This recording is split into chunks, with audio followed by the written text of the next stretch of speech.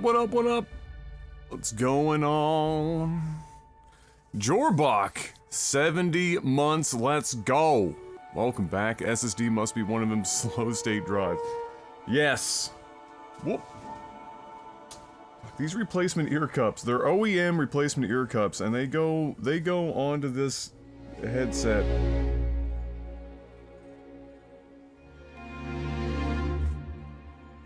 About as well as a square peg in a round hole.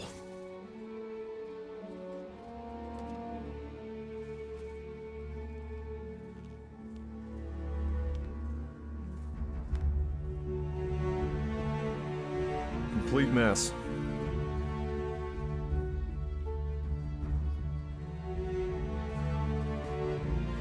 Oh, right.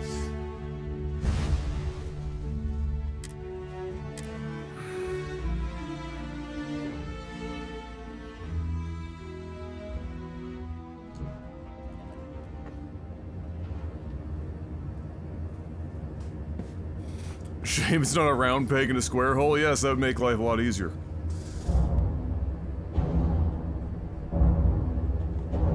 To say the least. So, last we left off, I need to remind myself what we were even doing. Oh, right, we have to build a base finally. Because, Sarah gets sent to the Shadow Realm. And, now we've got to play, hide the drugs with the space god race.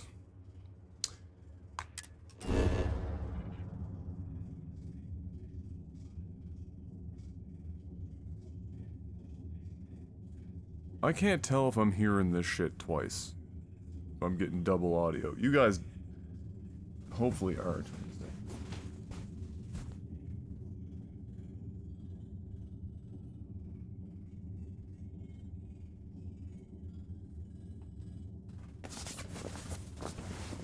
Theoretically shouldn't be, but you might be getting double audio? I feel like even I'm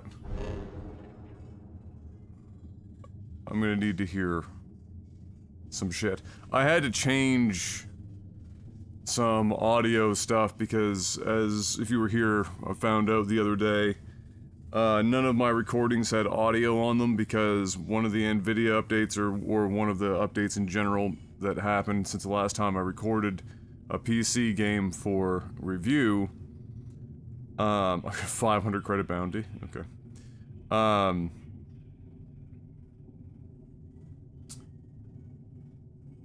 Yeah, it had messed it all up, and so, hadn't had any audio on my recording, so I was fixing that today, sorting that out, but it's possible that you guys ended up getting game audio twice, so we'll see. I feel like I'm hearing it twice.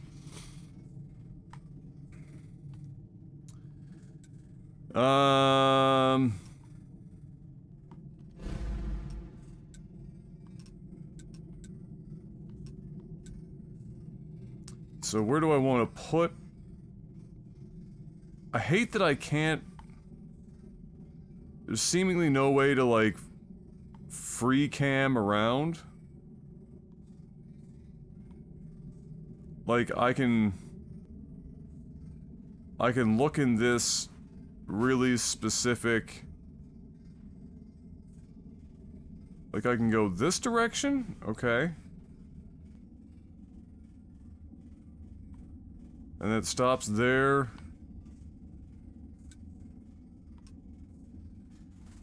It's a level 75, so planets are also loosely...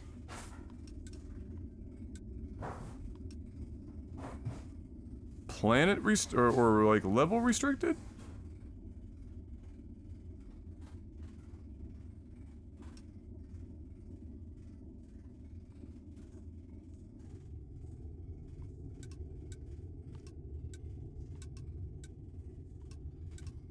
Alright, we're gonna go and, I think we're gonna hide everything on Carl Sagan.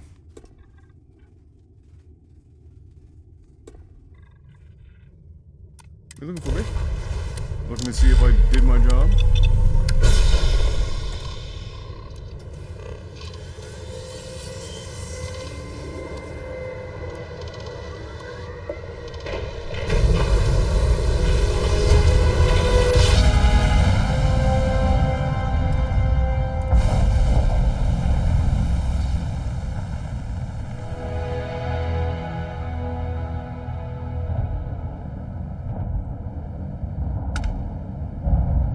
This definitely feels like I'm getting audio on a slight delay, like echo in my headset. But why? Why? What would do that?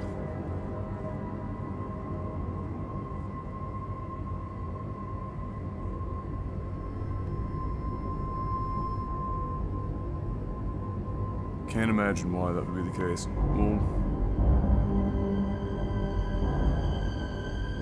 We'll ignore the fact that it sounds like that for now, and I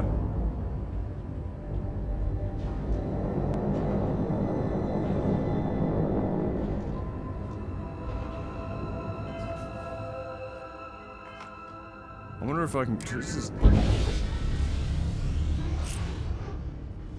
talk to somebody. Might be even easier to tell. Anything I can do for you? Oh, no, it's 100%. 100%. So why? Why?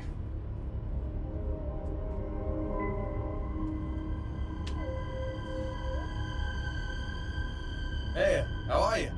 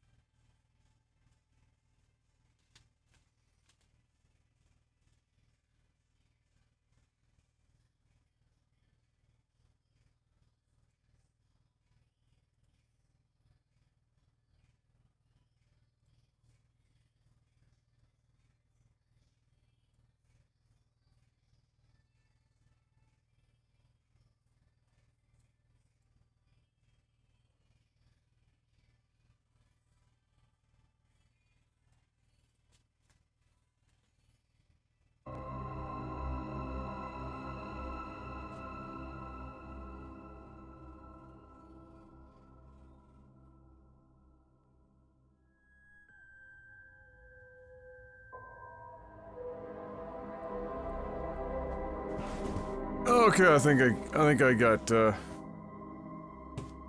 figured out.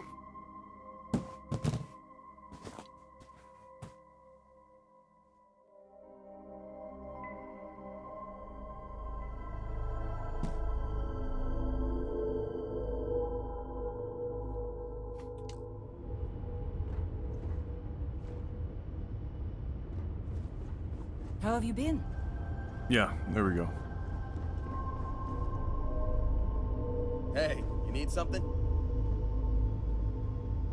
What the hell am I wearing? It's called the Mantis suit. And we're on the Mantis ship as part of a secret-y side quest where essentially it's almost like the Grey Fox in Oblivion, or I don't know, fucking Batman except without the signal.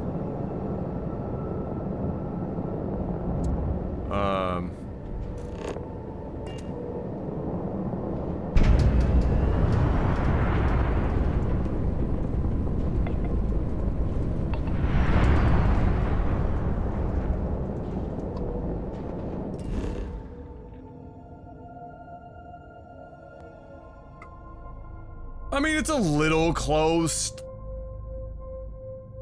You know... Somehow it's in a deep freeze. This sun... was the sun, like... on the way out or something. What's on here? What do we got?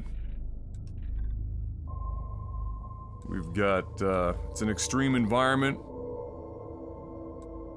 Water and nickel. Alright, what we're gonna do is, let's see here. We're gonna hide this.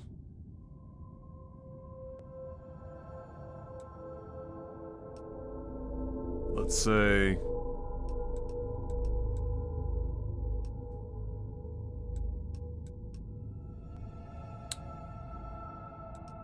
Where do we want to hide this bad boy?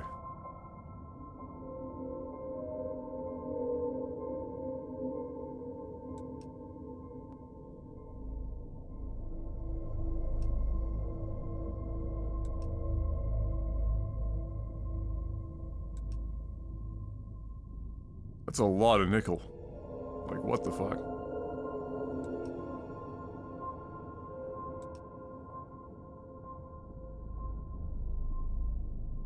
Just a comedic amount.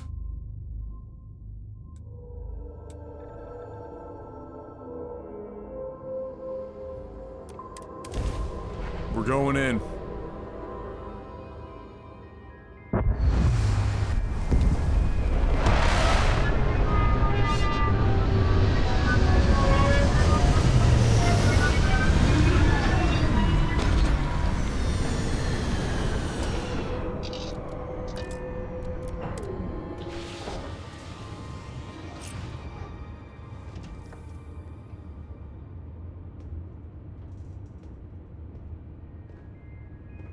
Barrett, what are you doing?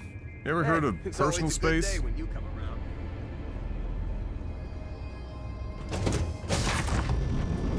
These suits separate us from certain.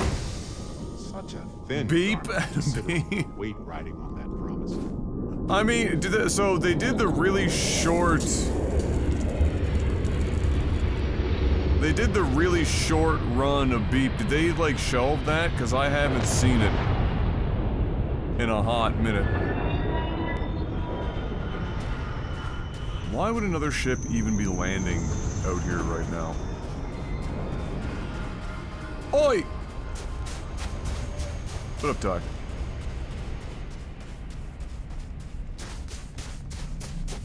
Alright, time to find a place to plant this base.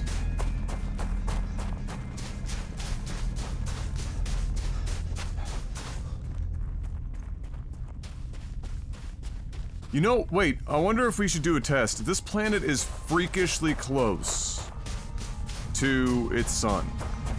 You know, in No Man's Sky, if you land on a spot, you can, like, look up and you're just seeing nothing but the fucking sun kind of thing, and it's like a crazy, you know, it looks like a sci-fi friggin' movie poster.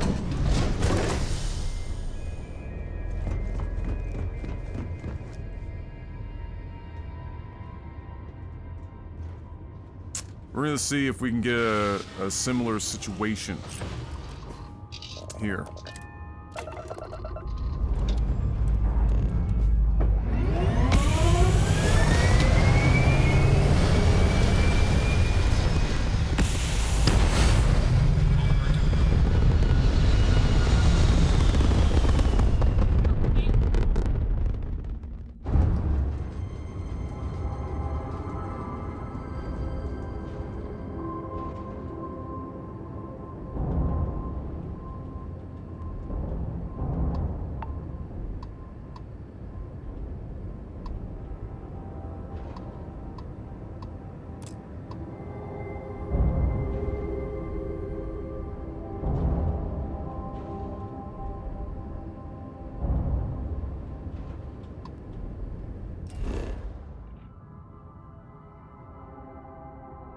Oh, that was... We already were in a spot where we should have been able to just more or less look up and see the sun. Okay, well, let's make damn sure.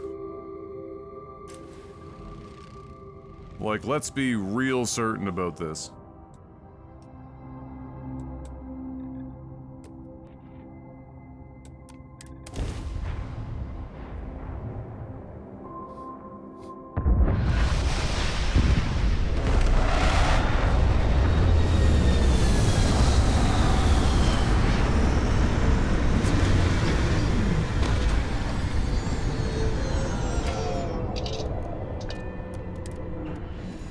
This kind of planet may seem inhospitable, but it's just ready for some real estate developer to come in here and turn the place into a classy resort. Too real, Barrett. That's the sun. I guess we don't have an idea of the distance. In fairness.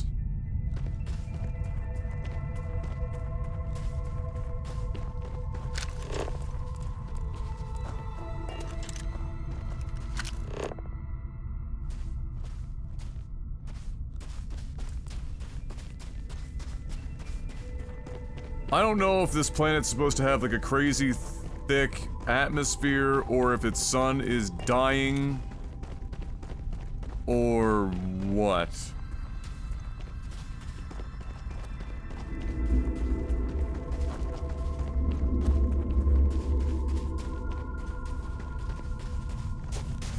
But it is awfully cold.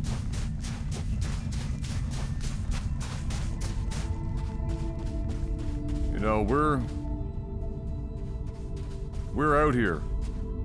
I think it's minus 191 or some shit.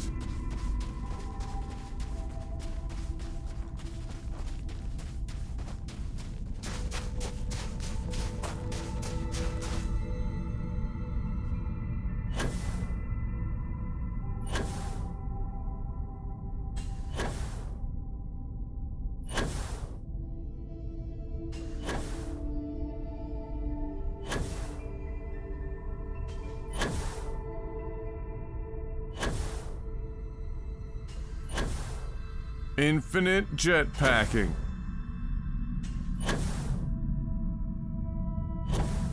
The future.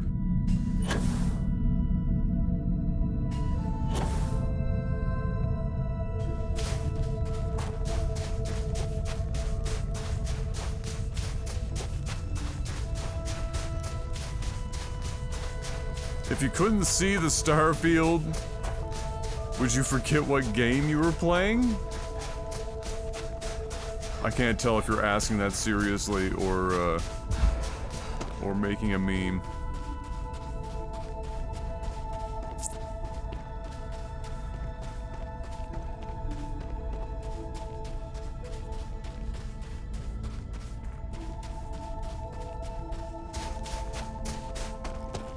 To be completely honest with you. Why does this look like a fucking oil rig?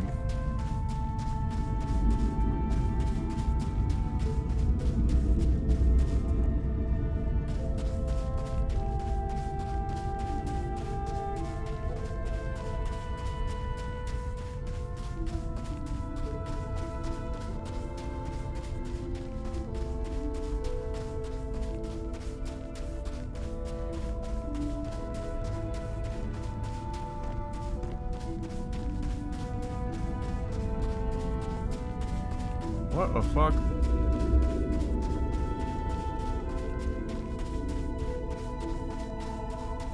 What the fuck is stuck in my teeth?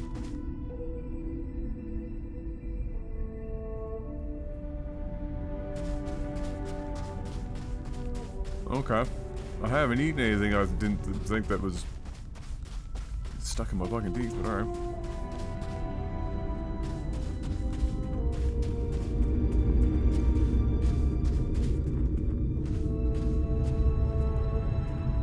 Ah.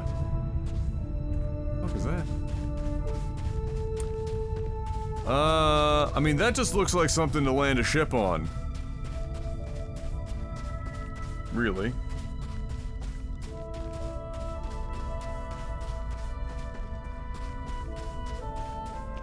And if this was No Man's Sky, we would do that. But we cannot fly our planet inter-atmosphere. And so... we won't.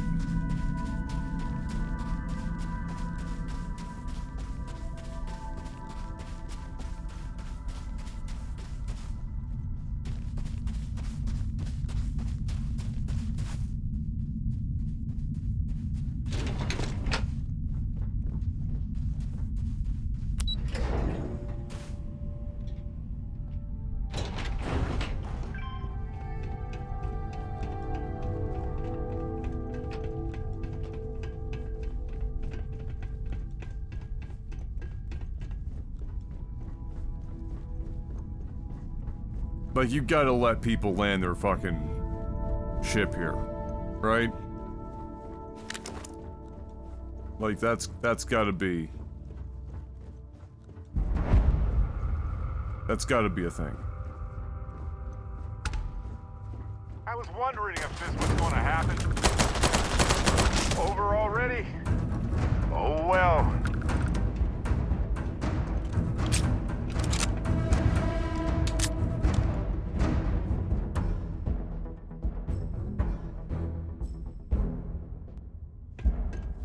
Space octopus.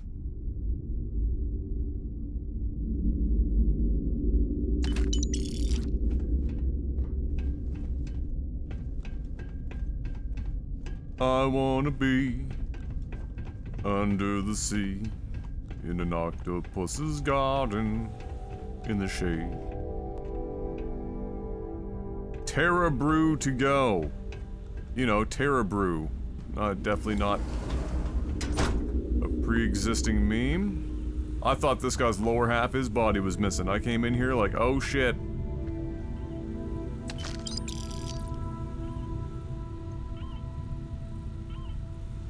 Creature Jam.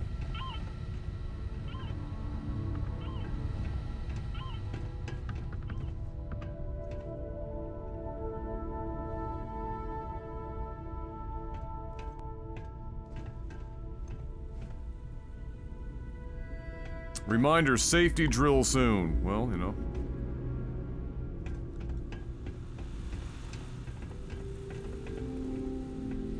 Fucking low-ass FPS in an interior like this is always a good sign.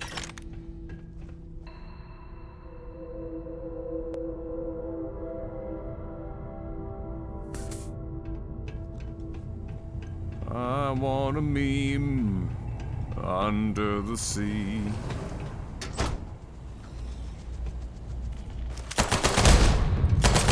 Time to break a sweat for a change.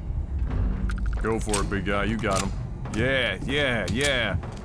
Yeah, look at you go.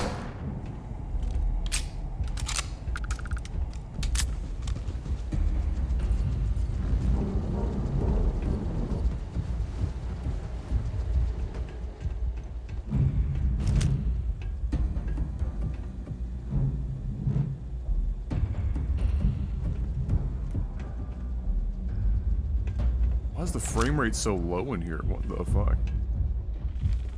It's like hovering around like 45 to 50.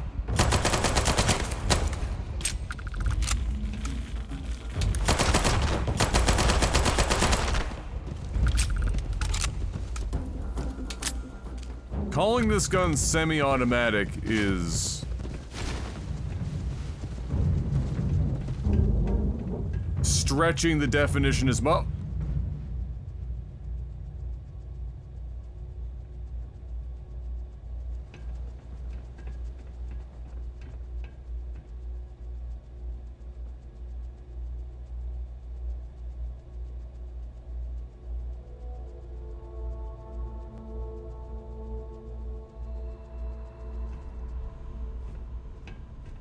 Sir?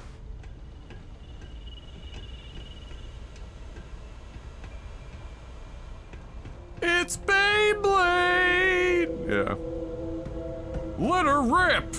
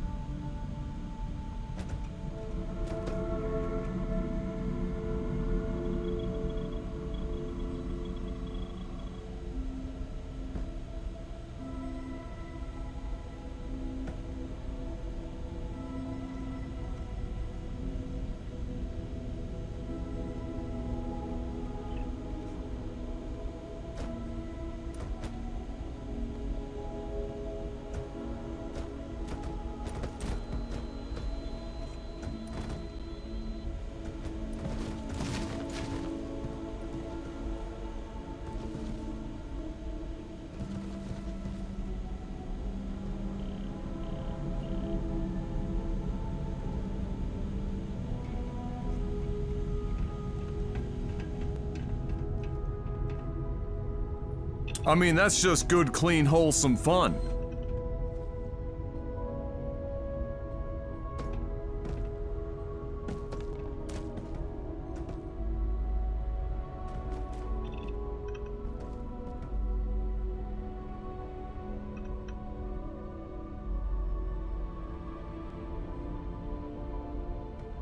Wait for it.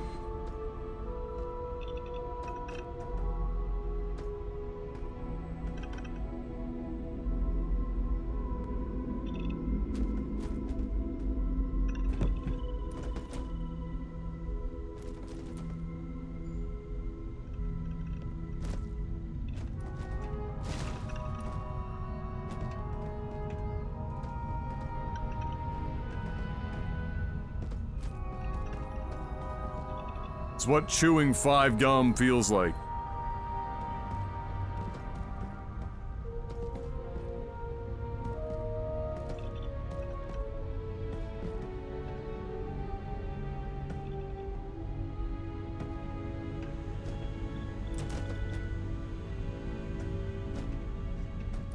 You know, in a perfect world where I wouldn't get sent into the Shadow Realm for it, Sandstorm by Darude would be awfully good right about now.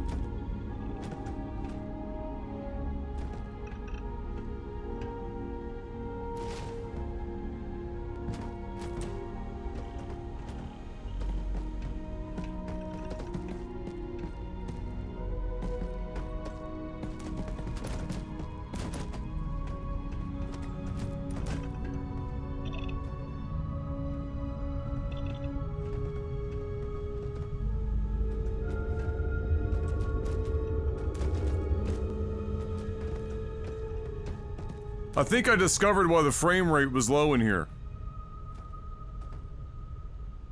It's probably because the game is calculating the physics being applied to this corpse by the broken jetpack. Trying to convert this man's mass into a black hole.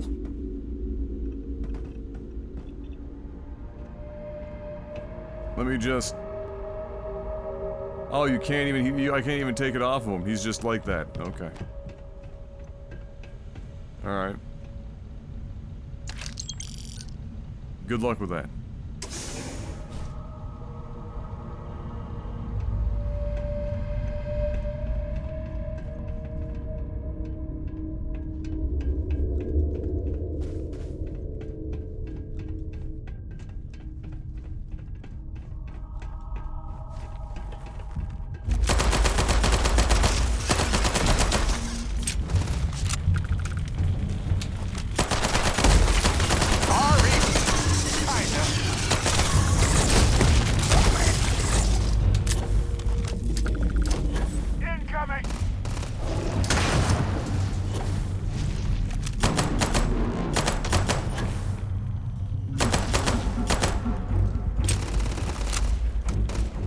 What the flying fuck? My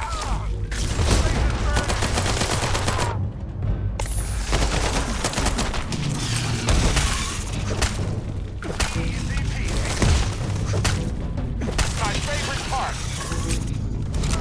Right in the lead. Come on. Why is that grenade gonna, like, well, you can't even throw a grenade in this friggin' atmosphere. A swarm sister.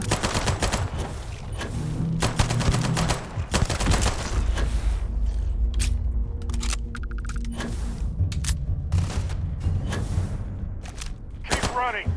Get to the ship. Running? What are you talking about running for? No gun. You a bitch?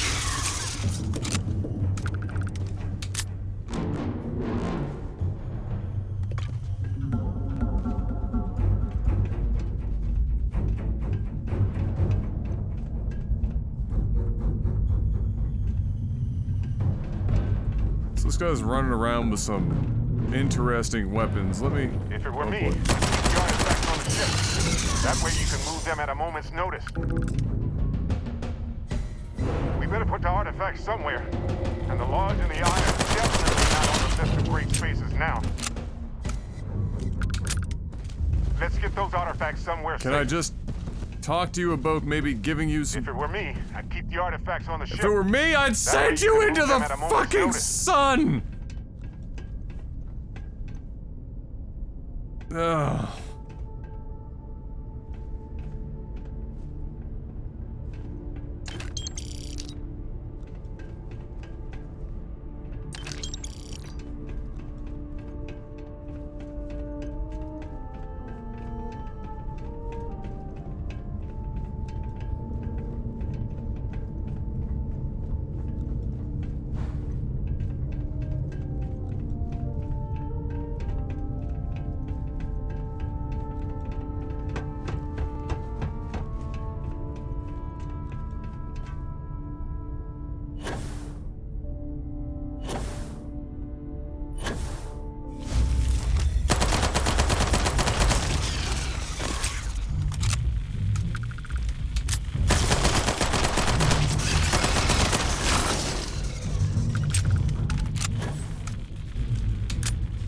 I'm gonna have no fucking ammo left after these guys. Bullet sponge. Where are they going? Where are you going? You running? You running? Nothing seems to stop him. Just run.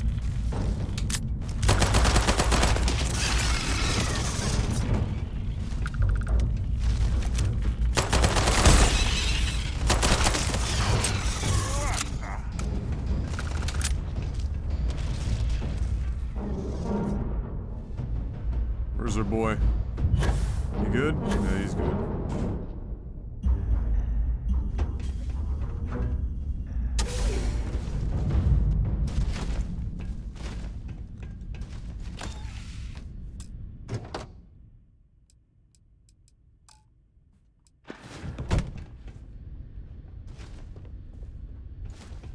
I'm sorry, harvested organs?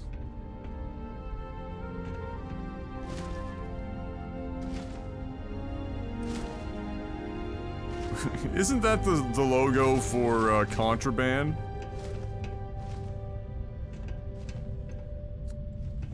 Let's see.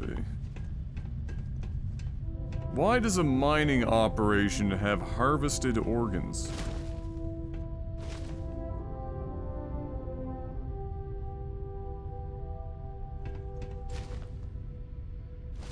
I have an irrational fear of starfish. When I was a kid, I got over it. Then these zergling star spiders have just revived it. Yeah, they push their whole stomach out. They're like, man, who needs a mouth? Fuck it.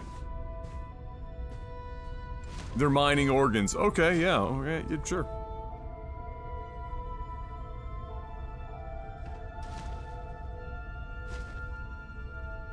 Oh, word? Oh. Oh, shit, it hits like a truck. And uses .27? 30% damage versus aliens. That would have been useful to have earlier. Randomly poisons. And can knock them down? I mean... shit.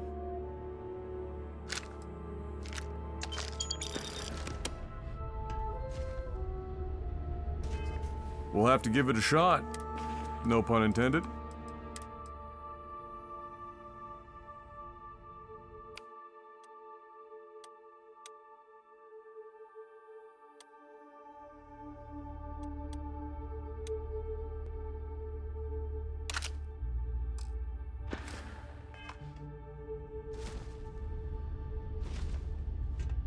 No wonder they all died. They had the actual answer to their problems just sitting in this room. Never used it.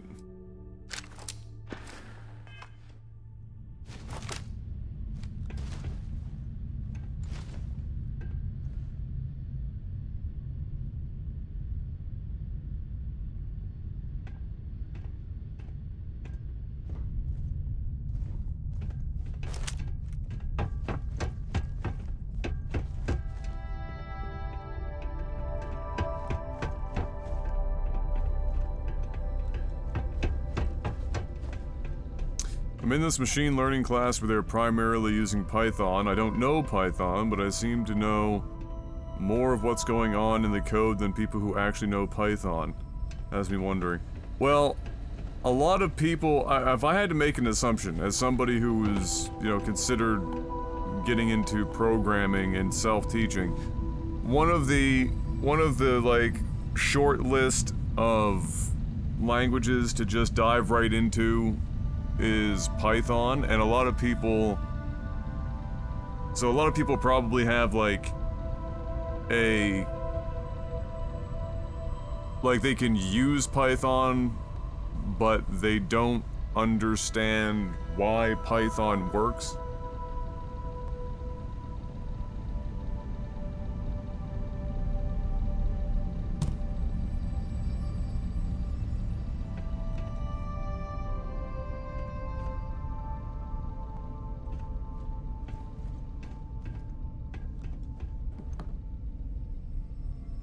Yeah, because in general, Python is one of the easiest languages to pick up and use, but I'm sure that results in you know, some people having a less in-depth understanding of why it's working.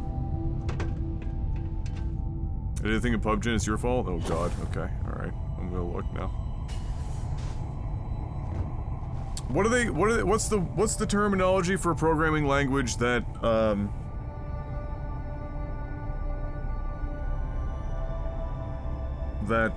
uses, like, more like actual, just like straight up English word type shit? They call it verbose or some nonsense. Anyway. I guess at some point for programming, from a software level and up, and not like low-level hardware programming, it might become one of those like questions where it will where it's going to be like you know, the debate around how much does spelling actually matter in the modern era with the advent of online communication and whatnot. Is it fine as long as each person, you know, the intent is gotten across successfully and whatnot? Does it matter? And then with some, you know, with much programming as time marches on, and more ways of programming with more like simplified language and less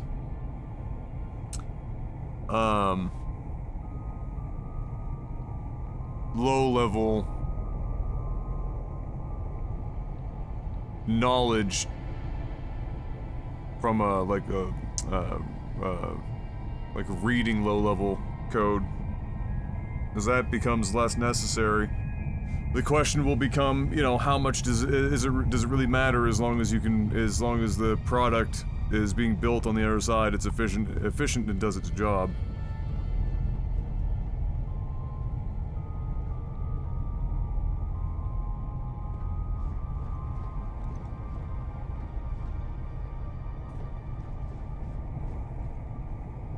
Now, let me see this meme.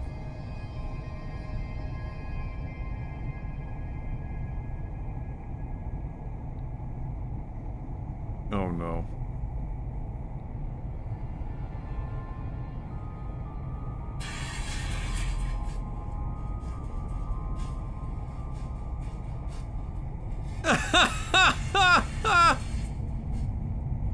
Oh my fucking god. Oh my god, Drucka.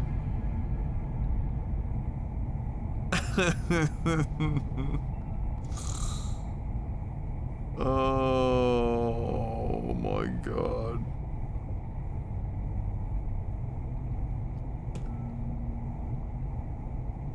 Yeah, I should be careful what I say. Especially when Drekka's around, you never know when he's gonna take time out of his day to convert anything that comes out of me into a Discord meme.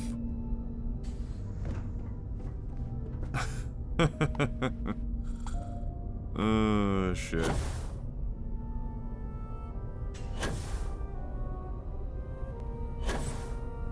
Hey, what's going on in there?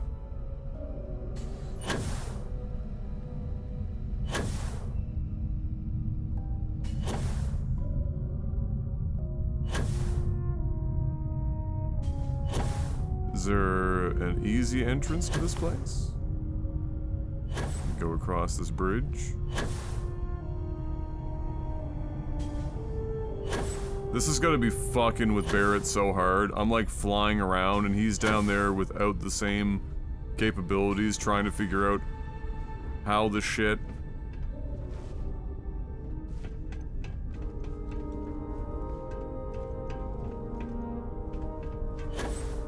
He's supposed to be able to get to me.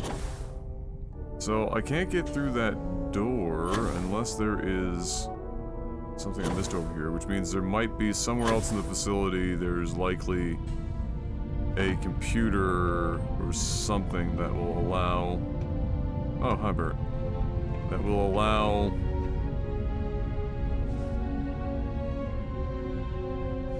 me to open this door.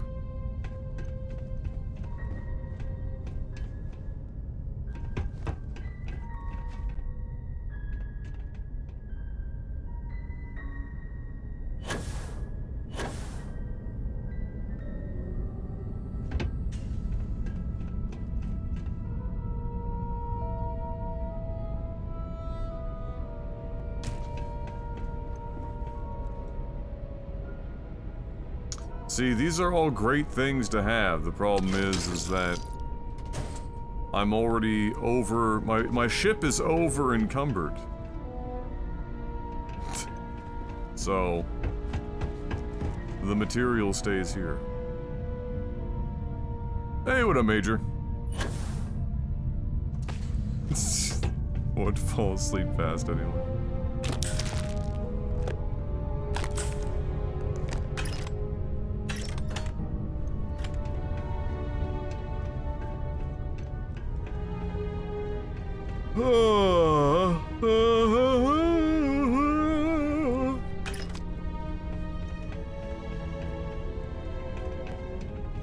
Hey, what up, DX? Well, at the moment, I'm seeing if I can find a way to open the door on this mining platform. So that I may... there we go. So that I may, continue to explore. No, never mind, not really what I was looking for. So that computer is not functional. Nor those.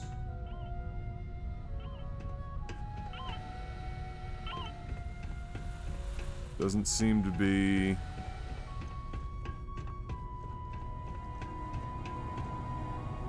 Oh, maybe. Maybe we missed something over here.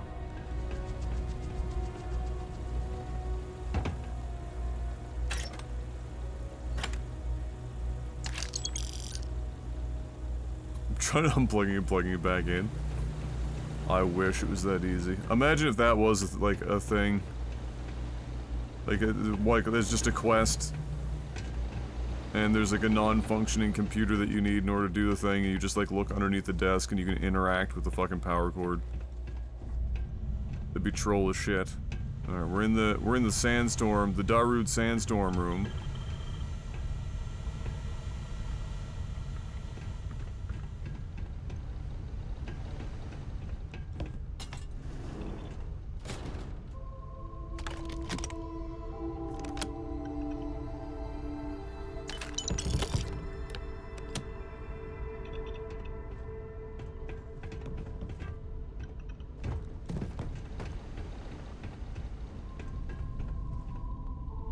That's not safe.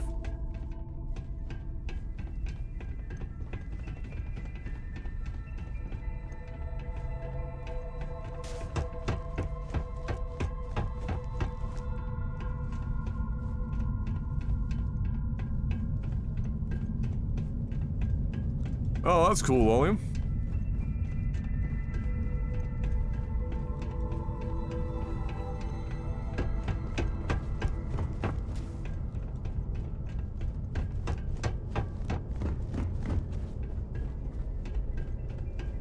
I mean, clearly you can go inside there, so what are we missing? There's either another door, or another access point.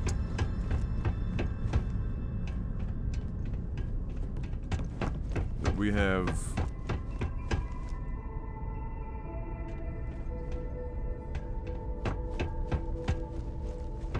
Glazed over.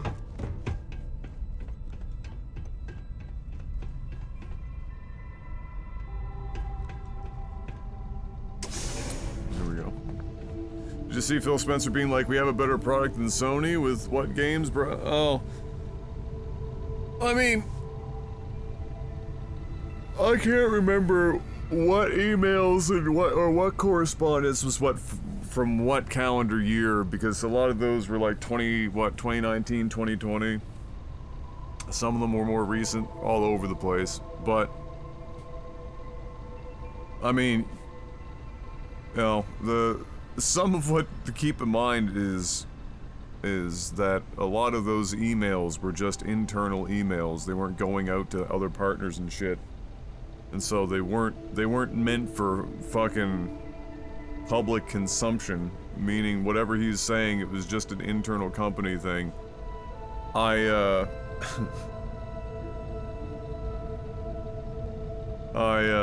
suspect him seeing the PS5, like, we have a better product, he's not wrong. They have a better product, but they don't have the games to support the product. The Game Pass, on its own, supported with video games, is demonstrably better than anything PlayStation has by a not inconsequential margin. It's not even close. It's literally a fucking cavernous gap, Mariana's Trench, some fucking deep and wide shit. Right?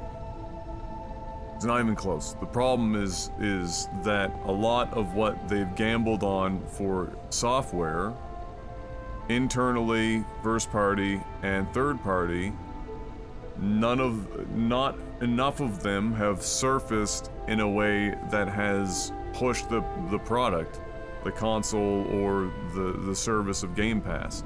As far as like the strength of both consoles or what have you, they're basically the same thing. I mean, from a power perspective, they're essentially identical. It's neither here nor there. The Series S should have given them an even bigger edge, but again, software held that back. The Series S being a factor, it was huge, and Sony didn't have an answer for it. But again, no games came through.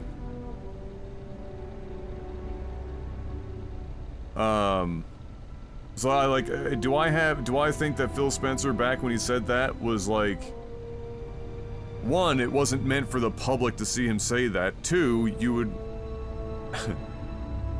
would have to imagine that if you're Phil Spencer, in general, looking at what has happened to Xbox up to this point and where they are with their hardware and their services side, they have a better product, but that doesn't mean you're gonna sell more because you still need games to push it. I don't think Phil Spencer puts his head on his pillow at night and goes, good job, Phil, we got another fucking quadruple A banger out there selling shit. I don't think that's passing through Phil's mind.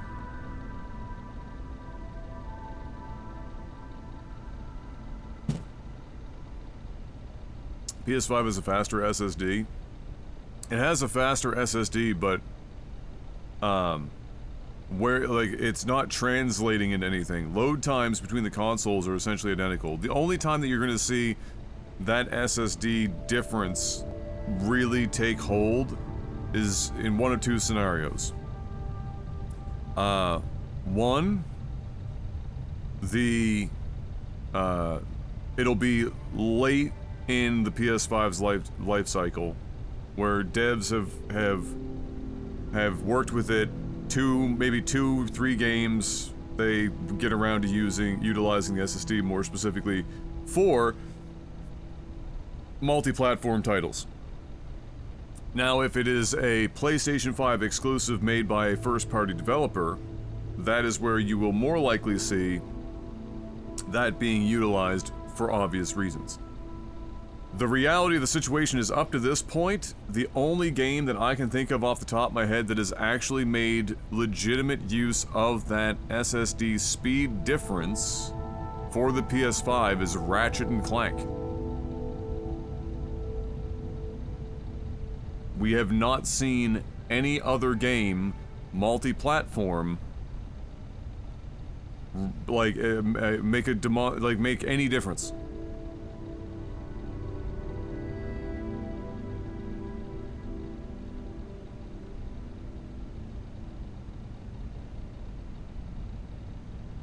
So, like, from a hardware perspective, I don't think it doesn't fucking matter. I mean, like, let me put it this way: you know, there are more games on the Xbox utilizing the Xbox to its highest potential than there are games on the PlayStation utilizing it to its fullest potential, and almost all of those games were made by one of only 2 studios on the Xbox side in basically turn 10 and Playground Games. They're big tech gods, but like, this is not like back in the Xbox versus PS2 or even the PS3 versus the, you know, and it's odd, like, funnily enough, the PS3 was also on paper supposed to be more powerful than the 360. The problem was that the processor was so fucking goddamn impossible to program for that it almost never saw any games make use of all of its immense power.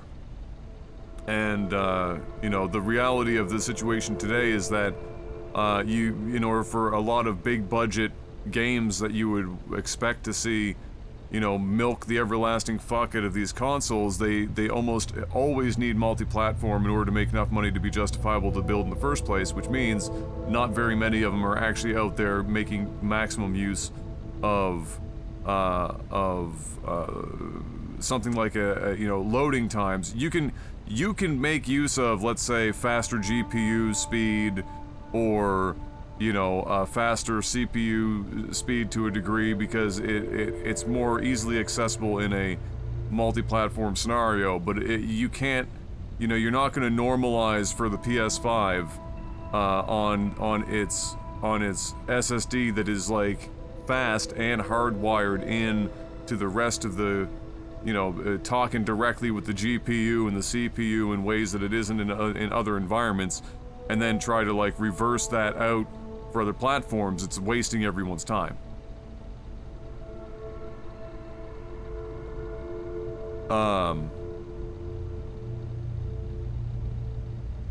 Yeah.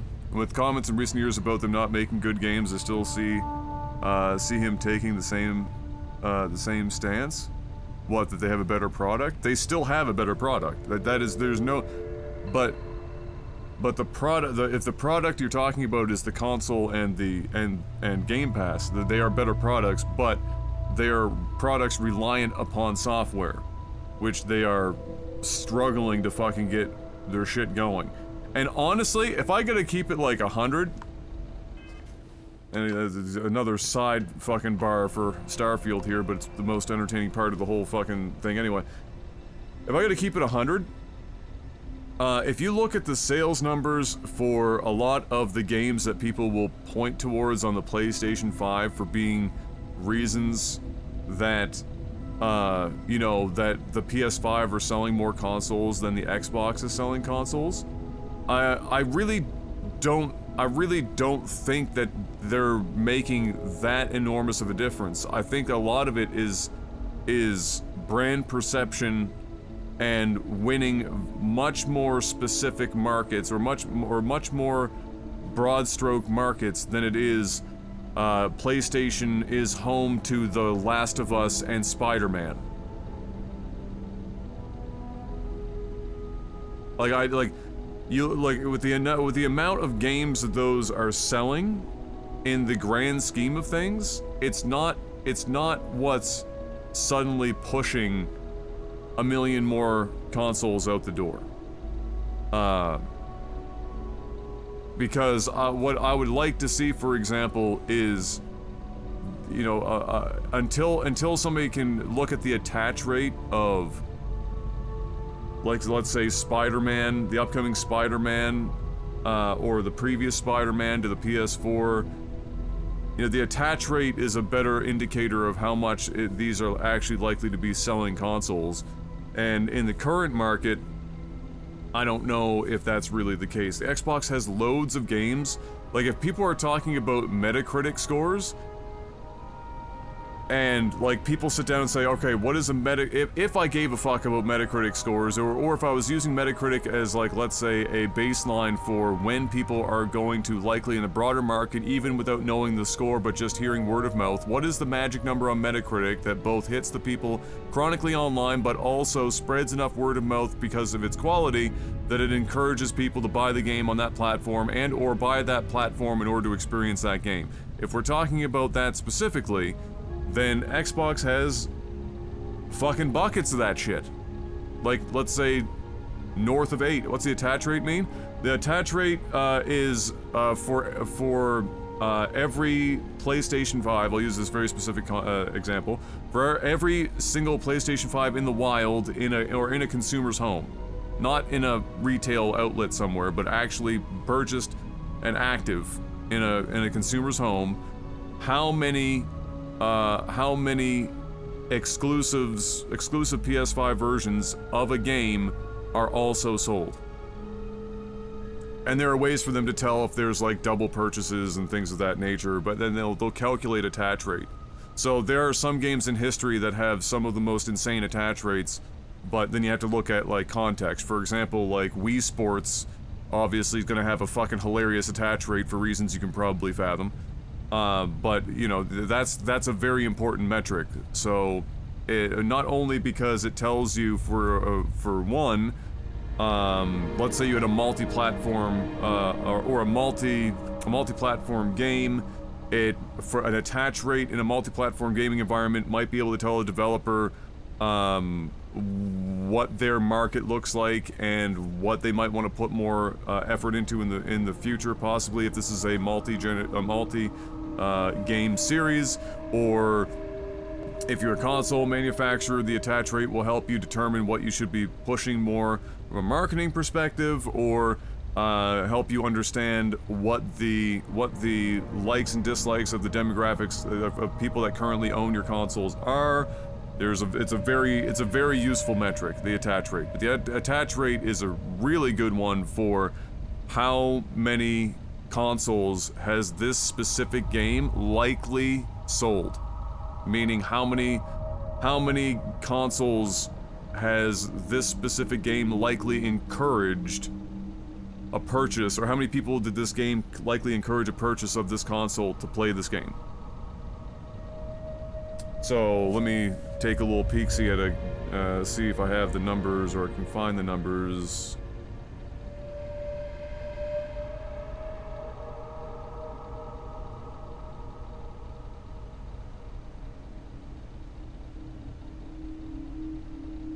So these aren't perfect exact numbers necessarily for some of these examples, but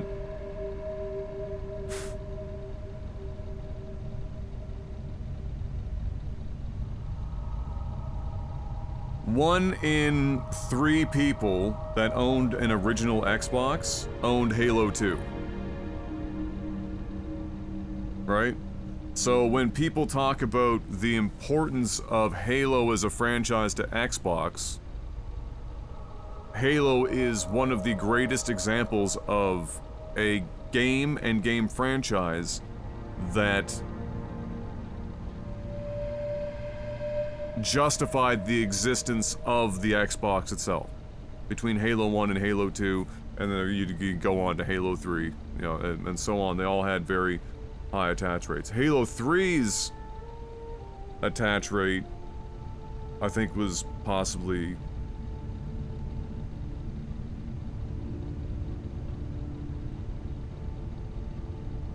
for a time it was the same, 33%. So yeah, it's just a very interesting metric in general.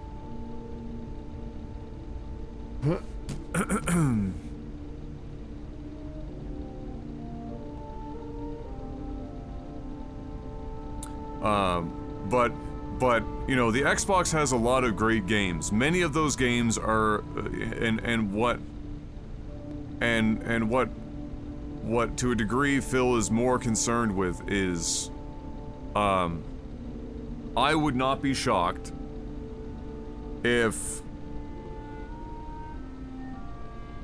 Xbox as a division is like 80% of their entire operation is completely and utterly focused upon Game Pass only, and growing their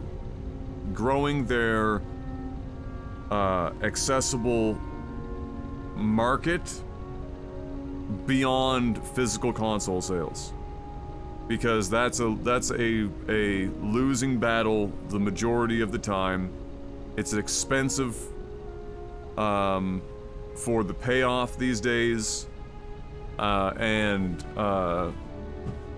so they're really all in on, I think, on Game Pass. And I wouldn't even be surprised if Game Pass doesn't hit some very specific benchmarks or metrics, you know, in some arbitrary fucking timeline, that Microsoft will be looking to start selling off portions of the Xbox division and closing it down. I mean, we already know historically that the Xbox division has come up against possibly being shut down by Microsoft more than one time. And Phil was part of the team that convinced Microsoft to continue to invest in and give the division a chance to continue to try to exist. And so, yeah. Does attach rate get skewed for console share for PlayStation? What do you mean? That can be interpreted in a few ways, so I just want to make sure I know what you mean. So a lot of what you're seeing Phil say is probably, you have to look through it through the lens of like Game Pass more than anything else. So like the talk about, you know, buying Nintendo, which Nintendo would never sell. Like Microsoft already tried to buy Nintendo years ago. It's an old story. They laughed them out of the room. They sent like their guys over and everything. Like, they didn't give a fuck. They're not gonna sell. But Phil saying that is, there's nothing false about Phil saying it would be a career fucking milestone. It would be a massive thing that, in his mind, he's saying would be good for both companies. That part of the quotation, I don't fucking, who knows, and you'd never be able to truly know until it happened. But him saying it would be like a massive thing that would be a huge fucking career, of course it would be! Who the fuck is gonna argue that point? But it would be specifically for throwing a bunch of Nintendo games on Game Pass. Imagine Nintendo on Game Pass. Bro, Game Pass would have like 250 million subscribers.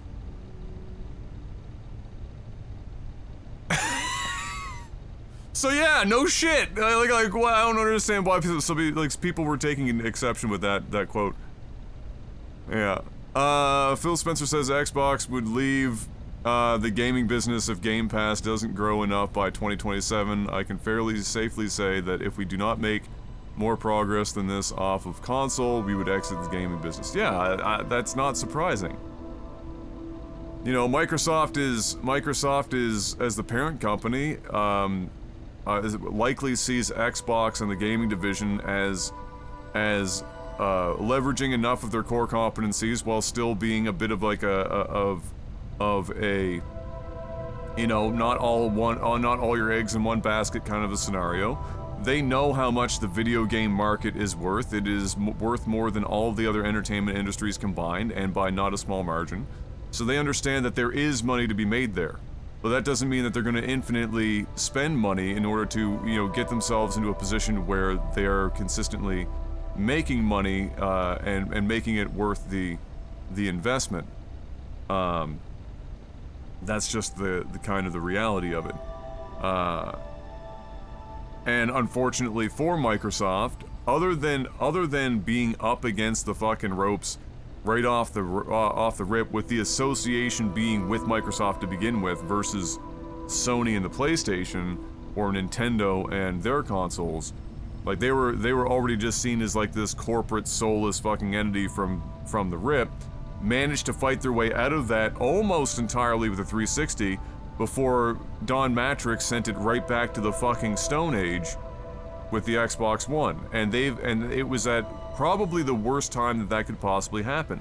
The expansionary period of the Xbox One and PlayStation 4 era was the largest in console history by a not insignificant margin. It's fucking huge. And it was it just unfortunately coincided with the time in which Microsoft, the Xbox division, had its worst leadership, that put them in the most disadvantaged position that has now become an almost insurmountable thing to climb back out of without just throwing enormous amounts of money out the door to be able to do it. You know, that people will say, why does Microsoft and Xbox division keep buying up developers? Why aren't they just doing what Sony did and investing in their internal development houses to get to a point where they're making high quality games on their own and building from the ground up? Well, the reality of that is that all of the ones that Sony currently rely upon are development houses that came up in the beginning of, just before, in the beginning of, hit peak in that Xbox One versus PS4 era. That's a long time. That's an 8 to 10 year life cycle span in which they had that. 10 years for Microsoft to just go, okay, we're gonna give everything to like Playground Games and Turn 10 to make racers that do well, but they're not gonna fucking like, you know, crush it. And then develop a couple of other houses internally and hope that in the course of the decade they can get themselves to a point in which we've got more like Sony Santa Monica Studios and fucking Naughty Dogs, that like the gamble is huge, the monetary expense is fucking enormous, far more now than it was in 2010, way more. And on a console install base, meaning total number of consoles in the wild right now, that is far smaller to their competition than it was before, making the monetary side an even more difficult thing to accomplish. You get to a point where you literally have to buy your way into certain markets. You know, the video game industry had certain entry points that getting in a more organic fashion was sort of viable, but you still had to spend like crazy. People forget how many studios Sony has eaten up and shut down over time. They've shut down some of the most successful video game development houses in the industry. But it's just not at scale in a way that people, will look at some of these other convergences of publishers and otherwise buying up developers. But Sony's done lots of their own to try and do it because they had to do it to continue to have themselves in that position. Nintendo's the only one in which they can kind of safely stay on the side. You know why? Because they have the same people developing like The Legend of Zelda that were developing The Legend of Zelda before Foxy was even breathing air. It's the same people. In the same studio houses. They're on an island by themselves. And they had that because they came into the market when the entire video game market was literally about to implode upon itself permanently. And the NES brought it back from the brink of fucking extinction. And they've been able to build off of it since then. Microsoft comes in the year of our Lord 2001. After Sega, who had previously traded blows with Nintendo throughout the entire 90s, collapsed with a single console release just a year previous to Sony coming out with the PS1. Or PS2, sorry. So this is like a bit, you know, I really and truly believe that if Xbox wasn't owned by Microsoft, and you could even scale back, you know, the purchase size of many of these moves and whatnot, to you know, match kind of the similarities there, they'd still have to be doing the same thing they're doing now, because they don't have the early mind share and market share that companies like Nintendo and Sony had from being in the industry when it was far younger during its golden era. And now the industry is in another major transitional shift right after Xbox is coming out of its worst period. So of course all this shit's happening. Like, am I happy that there's consolidation in the industry? Like, on a surface level, no. Because I know that there's an increased chance that teams get lost in the fray and studios get shut down. I mean, sometimes people forget that studios also collapse in on themselves because they just stop producing good games. Because a lot of the leadership that were part of these development houses and senior developers that were part of these development houses are no longer part of the development houses when they are shut down, and for many years previous, people just like, they look at, for example, like Deep Silver that just got shut down recently and just be like, oh, well, it's like, it's because they got bought up and they got, you know, it's whatever. Like, no, they haven't made a fucking good fucking video game in over a decade. And they don't have any of the team, really, that was there making the good games still there. So I like,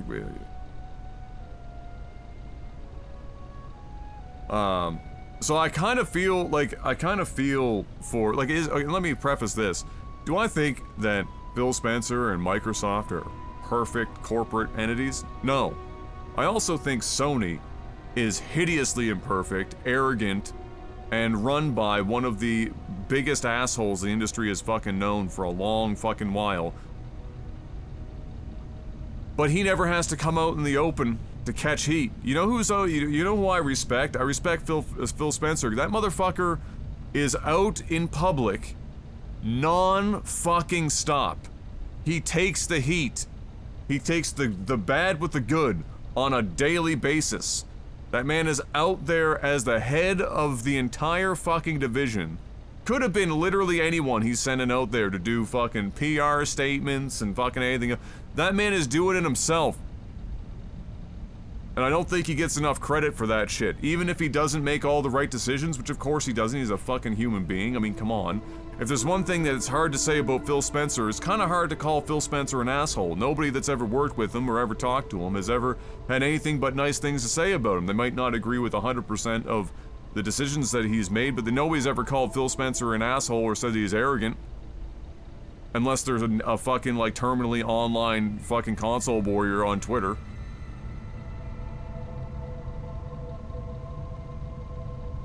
You know, so I feel bad for the Xbox division and Phil, because a lot of what's in these documents, while some of it is probably still accurate to a degree in terms of their direction, this industry changes so fucking quick. Some of that is likely to still be semi in stone and may in fact be something that they are still going ahead with. But there's probably a lot of the shit in there that's not even fucking it's not even part of the plan anymore.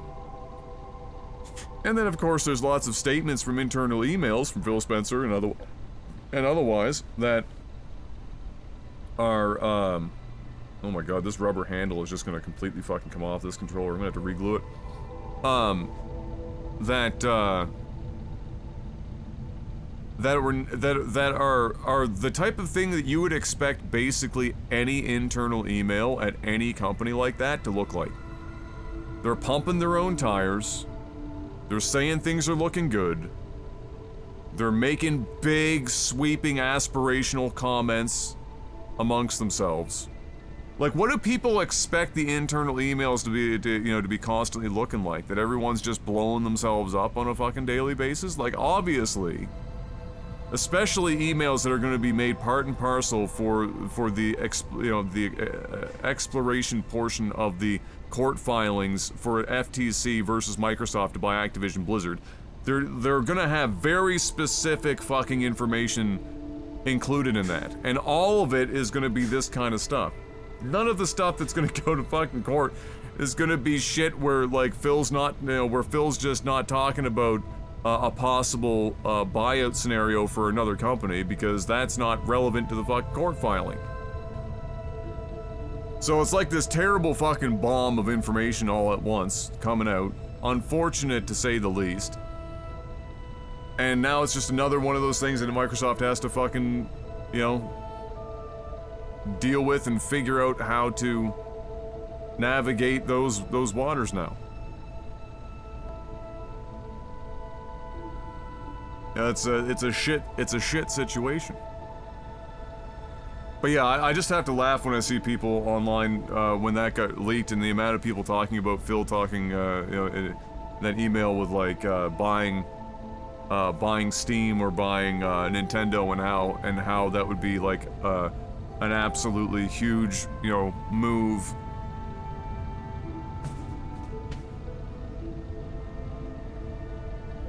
No shit. No shit. But just think for a second, if Activision Blizzard is a $70 billion fucking acquisition by themselves, how much do you think Steam is worth? You think Microsoft's sitting there going, yeah, we've got $250 billion so that we can cover the future valuation of a bordering on monopolistic PC gaming platform?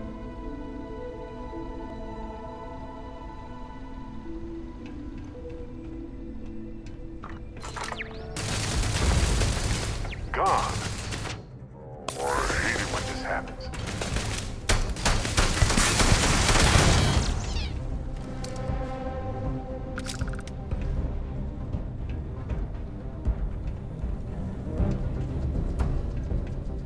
Like, how much do you think... Oh my god, they're one-tapped. Like, how much do you think...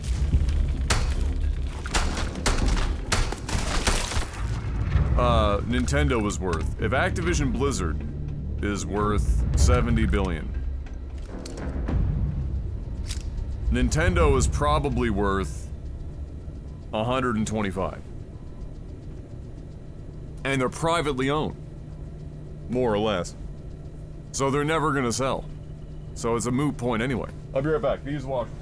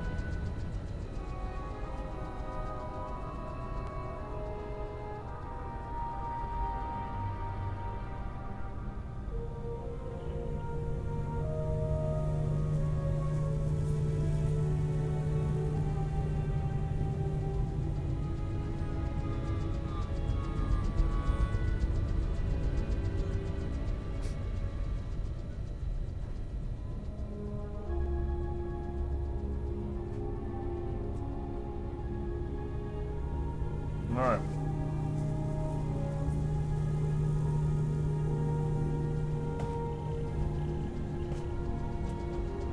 Yeah, I know.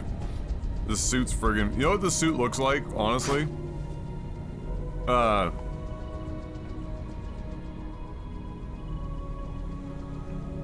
It looks like, some shit Kanye West would wear.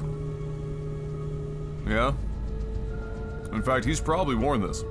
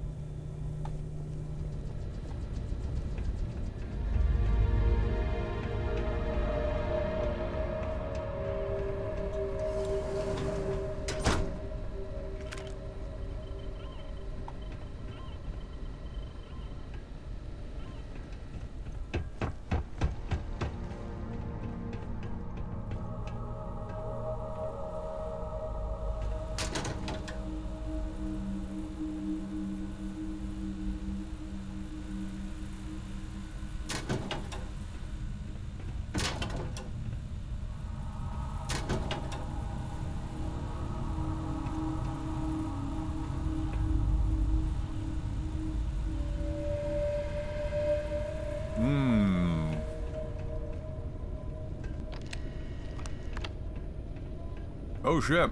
Oh, we're in here now. Okay. And we have multiple working computers.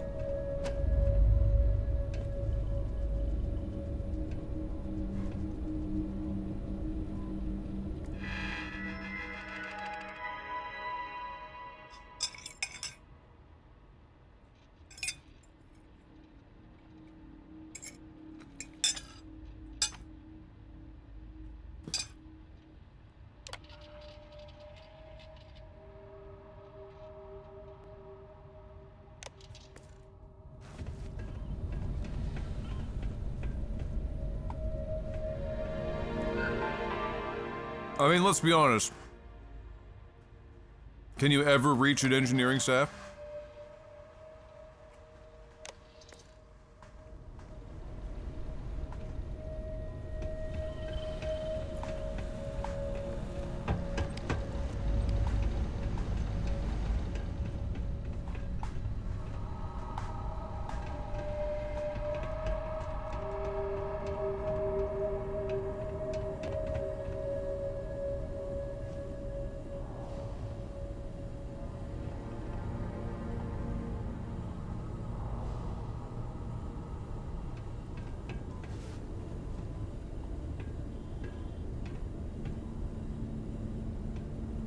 Spaghetti carbonara.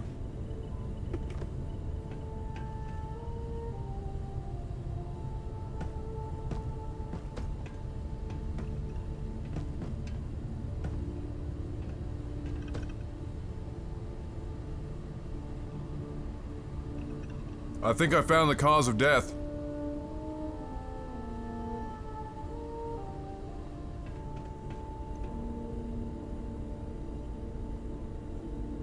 Wait, is that a pistol shotgun?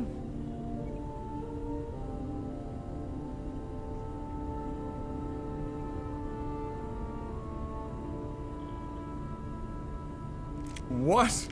Called shoddy? Really? Okay.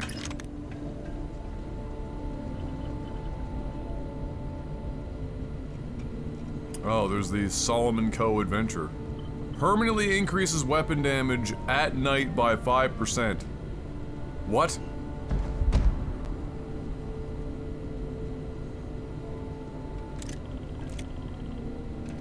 Okay.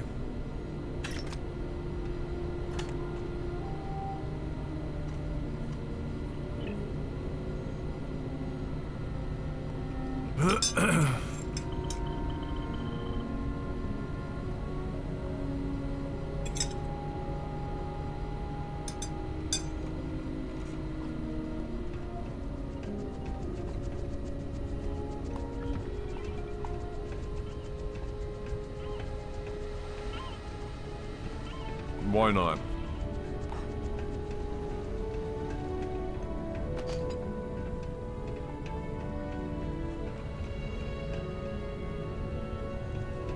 You wanna know what the best part of Starfield is?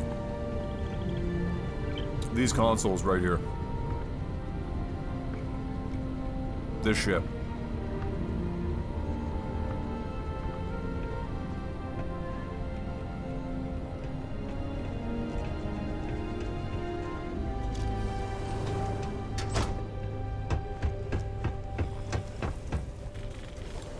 That was a weird noise.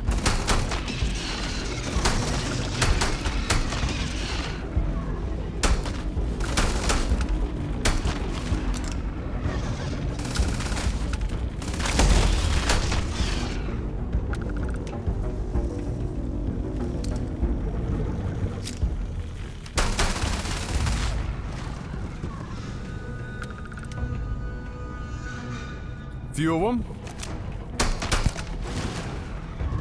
Uh-oh. Uh-oh, his jump pack's moving.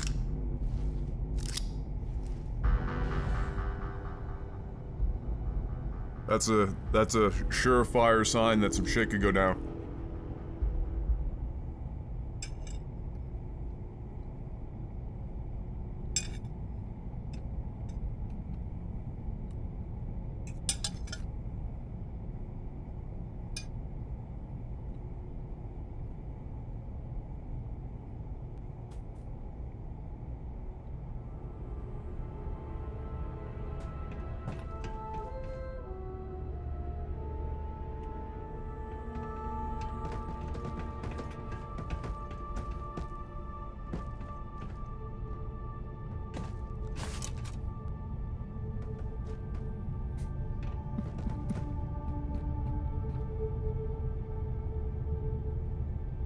Oh. He's okay. A Beowulf. Holy shit, that's worth a couple of bucks.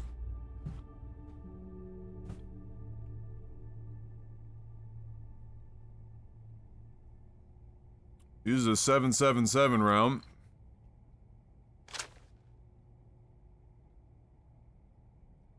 Exotic manufacturing component. Exotic inorganic resource.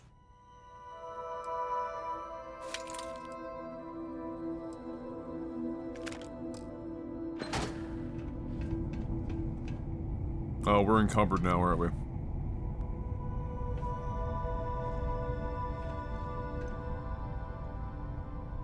I feel like given how low the gravity is on this planet,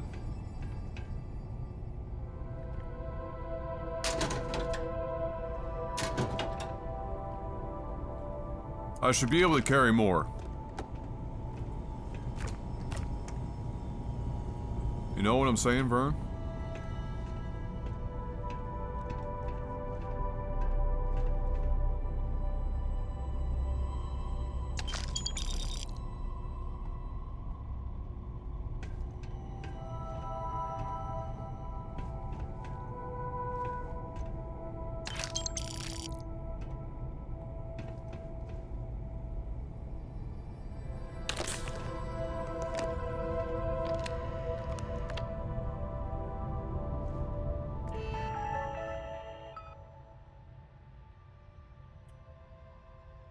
That's not the case? I don't think so.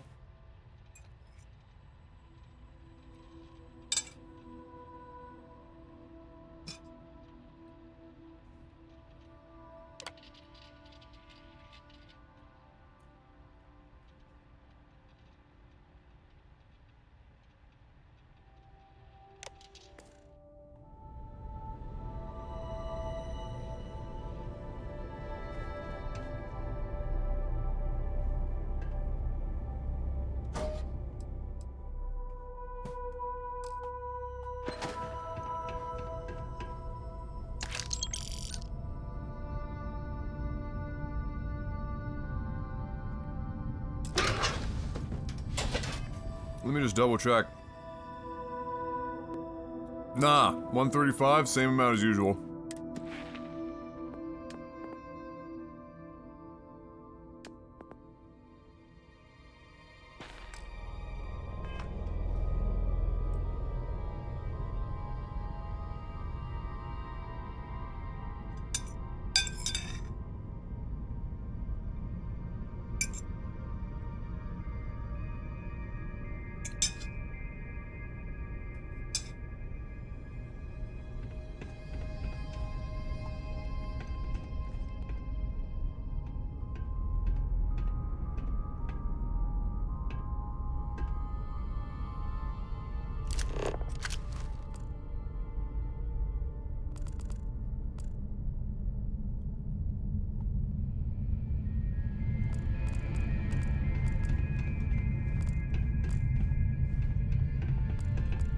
That's unknown.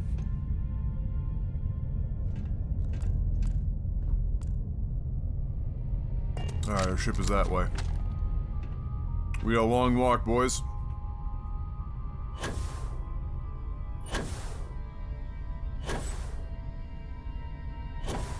And by that, I mean a long fly.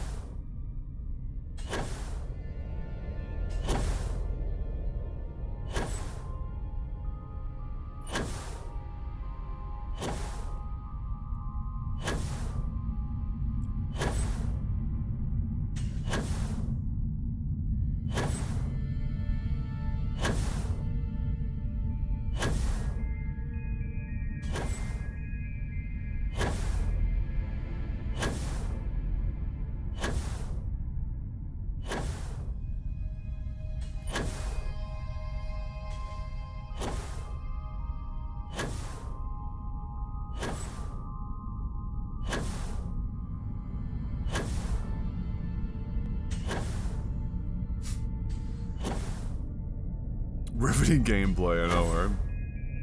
Unfortunately, I can't fast travel while encumbered.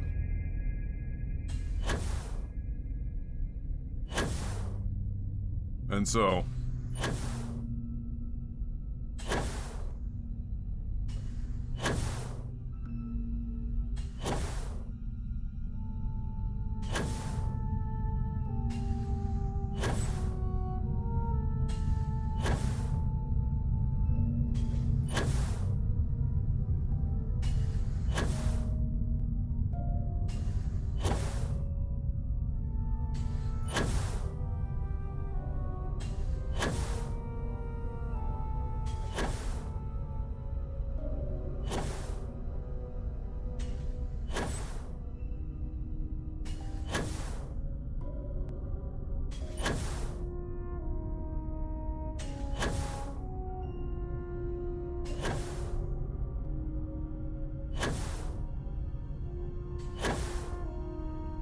I guess the only way to combat this too is to, like, I guess, what's your best choices?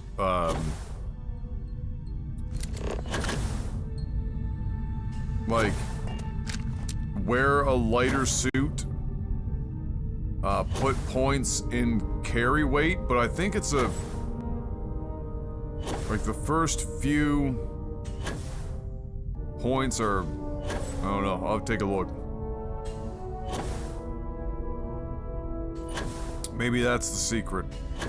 Just max out your carry weight. But then it doesn't solve the ship problem until I guess you build a ship that has even more cargo capacity.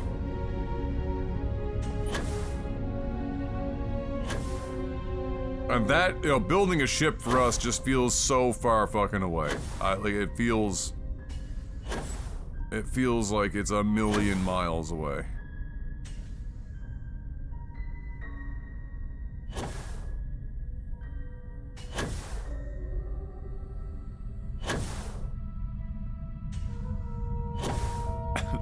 I appreciated it, XE.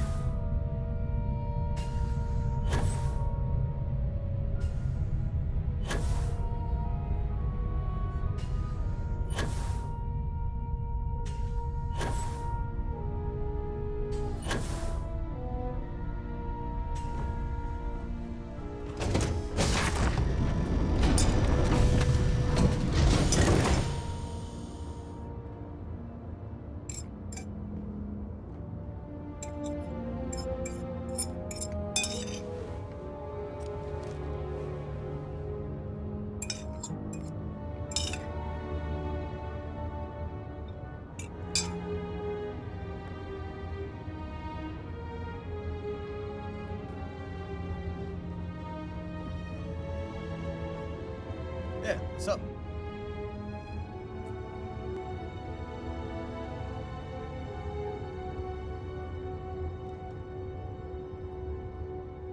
So, sadly, we're still over the ship's weight, which, by the way, is possible if you change your home ship. It brings everything. So, technically you can carry more mass than you're supposed to. Hey there.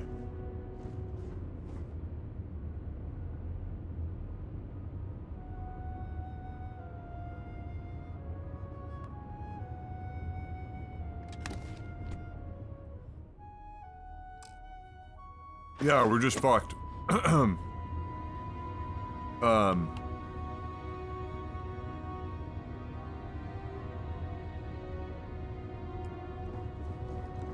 think I've got... This got 10.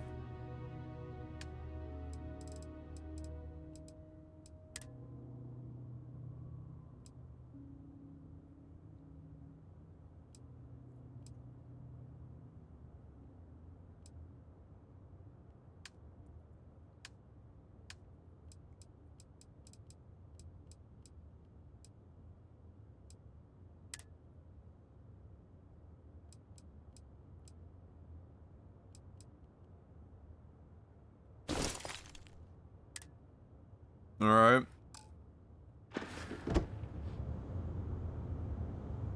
What other containers we got around here? Here we go.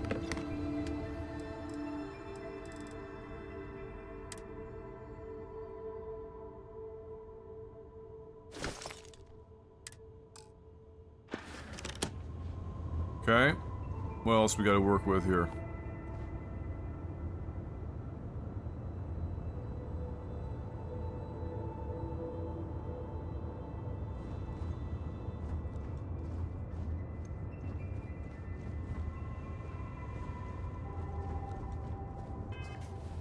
Alright, that got us down to below max, so... We've got that going for us.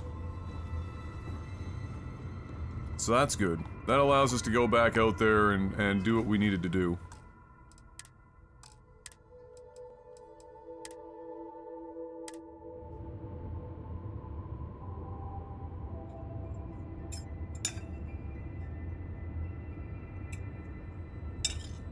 Just here for a chat? So, I haven't got it yet, but I'm assuming at some point the game gives you some sort of quest that leads to you finding out about the spaceport and building ships and then theoretically walking you, giving you a tutorial of some kind.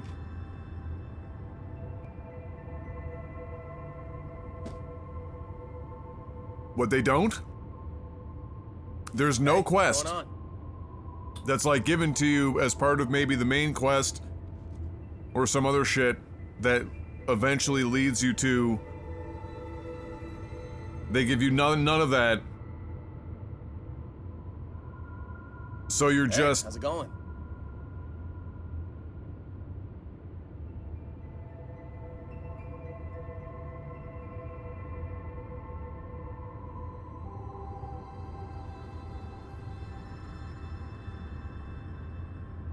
Anything I can do for you? Wow.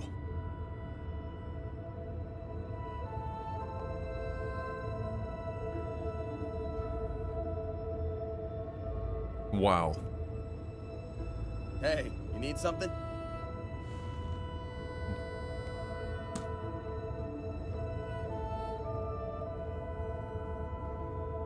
Holy shit.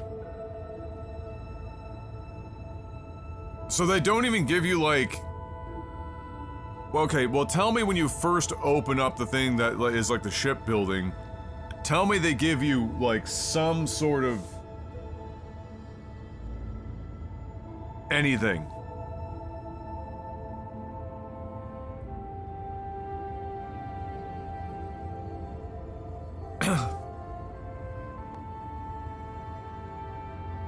There's some tooltips? Okay, well at least there's some tooltips, that's comforting.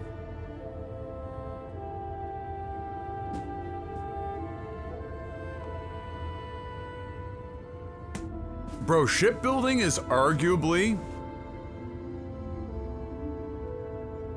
you know, underneath the exploration factor for somebody buying this game.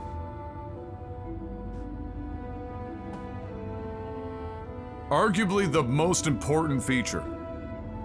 And you're gonna tell me that you're not gonna even have like a quest that leads to it or explains it?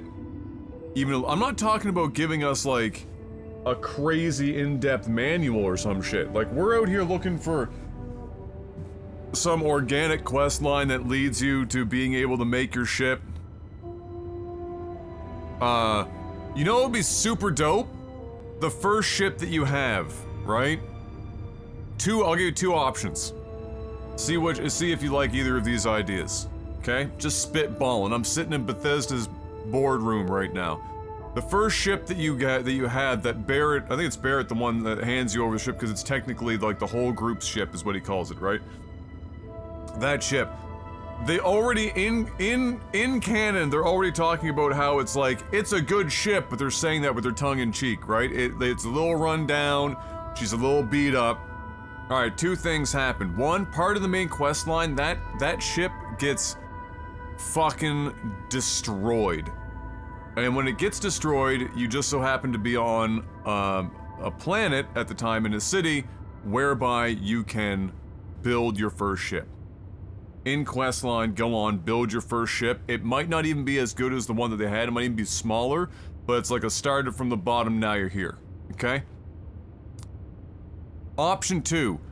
Again, that ship is known as being a bit run down, needs some work. What if, in questline, they have you take that first ship and take it to the starport so that it can be given, like, what's his face, the guy that, like, funds this whole thing, says, hey, look, fucking here's some cash, go and fix the ship up a bit, whatever the fuck. You go there and you get to, like, you make the first additions to or repairs of this ship and you start making it your own.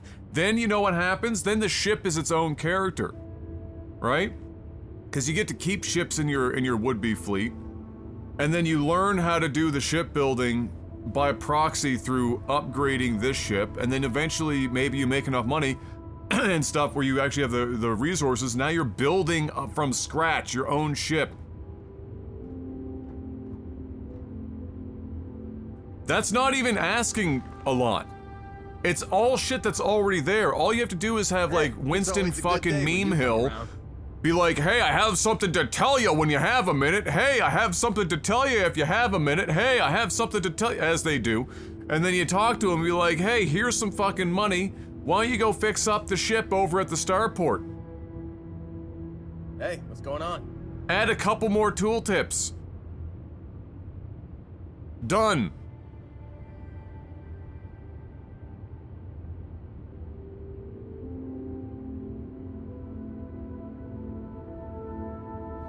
Here to shoot the breeze?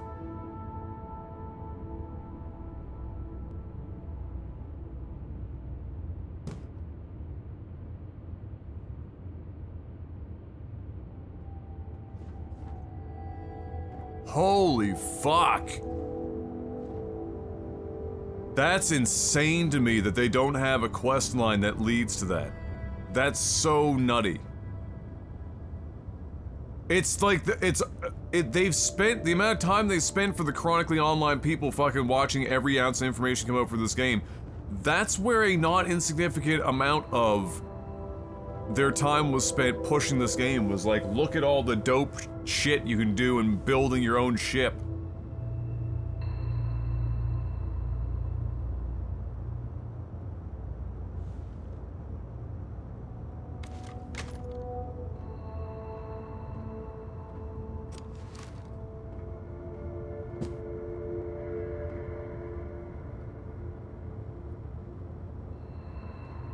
And now we got outposts, which we're about to start one right now. Right? Now, this is almost what I'd be looking for, right? We're in the main quest line. Now, here's the difference, is that they give you the option to keep it on your ship, and that I guess there's probably story implications for your decision as to where you're gonna keep them, whatever the fuck.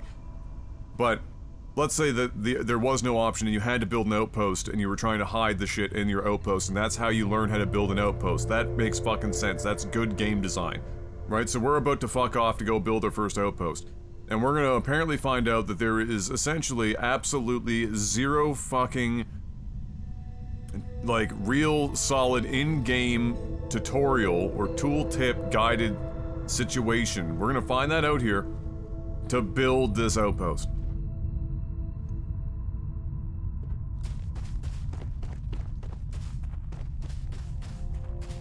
Find a better planet? I guess my question is, does the planet that you're building this shit on actually matter?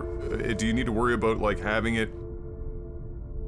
Because this is just the outpost for, like, hiding this shit. If I was like, if there's, like, mechanics for harvesting resources and shit out of it and whatnot, then I could understand that. But, like, I mean, I can go find another planet. Oh, I see. That's how they're doing it? Okay. I understand.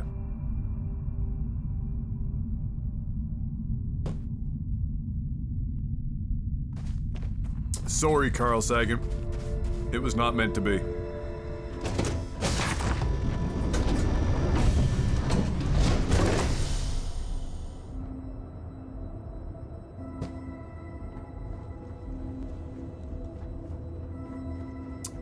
Unfortunately, I'm reviewing the game. And so I can't say fuck outposts. Get money. I should probably build an outpost.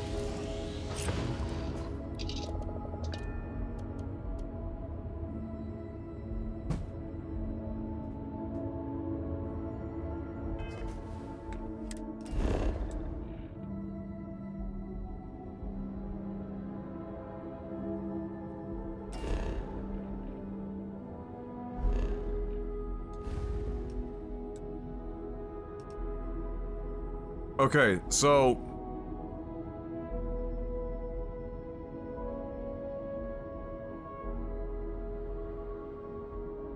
is there... Oh, here we go. You have to use the D-pad to free roam. Ah, I see. I mean, you're still capped to being over here. So it appears like as well. No, I don't. I would have to like. I would have to eventually later on when we have a ship that's more easily capable of traveling long distances. I'd have to look and see if, because what this looks like is, just like with a planet, they generate a chunk of space at a time, and only once you like get to the fucking outer fringes or some shit does it generate another chunk of space. Because, you know, 1,000 planets or whatever, there's like, there might be fucking 30 here. So that's, I guess, maybe how that goes. But,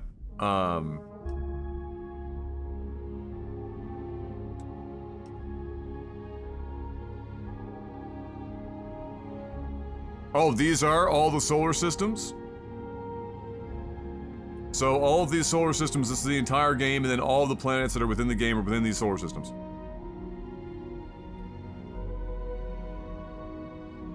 This is Starfield.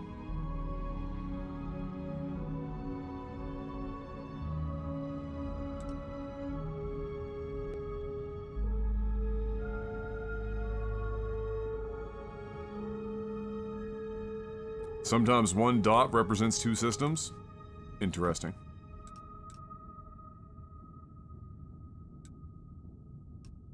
Alright, I want to go and check out Van Halen's star real quick.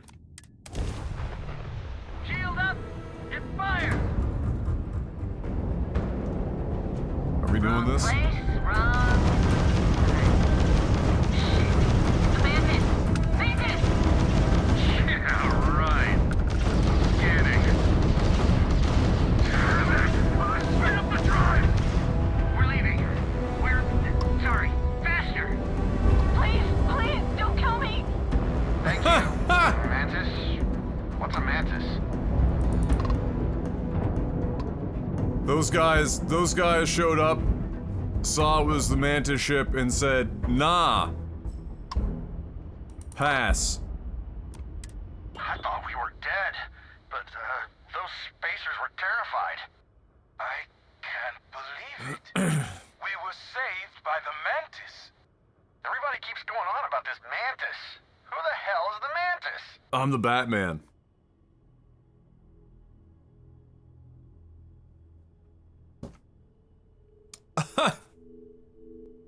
I'm the ghost story that strikes terror in spacers and the Crimson Fleet alike. Okay. I can't believe it. That's You're funny. just like how I imagined you. So is it customary to give the Mantis some sort of reward? The Mantis never takes a reward. Bless you, sir. Ma'am. I can't believe we were rescued by you. Wait, so this is free? You both gotta be pulling my leg here.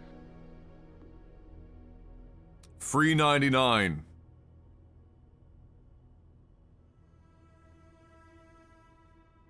This has gotta be the weirdest day. Oh man, classic Mantis. Ma'am, sir, Thank yes. you, Good Mantis. callback. Ship's repaired. We'll be heading out.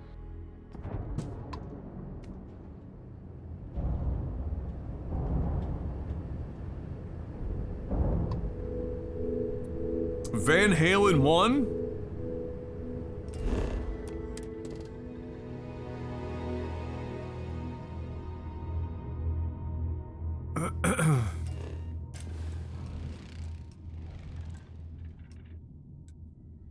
Water and copper. Oh my god, that much copper? Be all over that shit.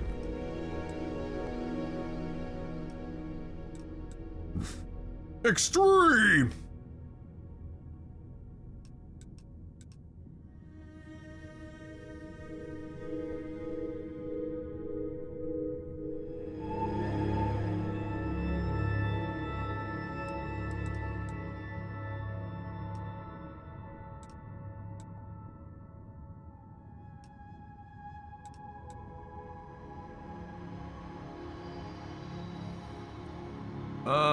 Uh, 9 planets, 14 moons.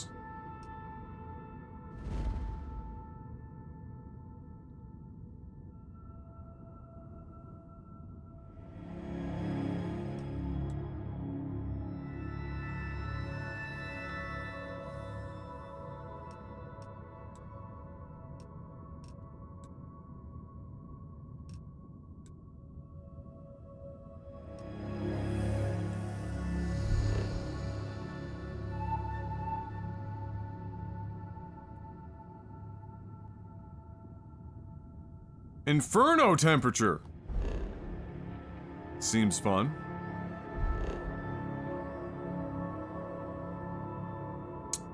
Temperate. Heavy metal in the rock, if you, or in the water, if you know what I mean. Abundant flora and fauna. A fauna? A flora, a fauna, and a fauna! There is a fracking station on board.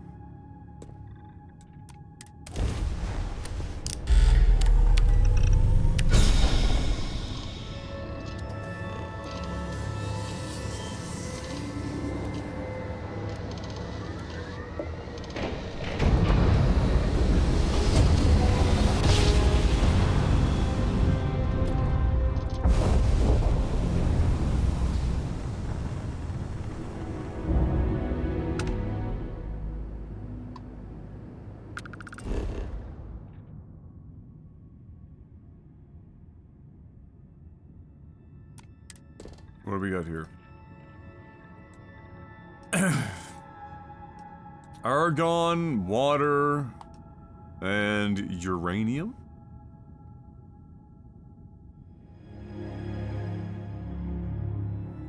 Fancy.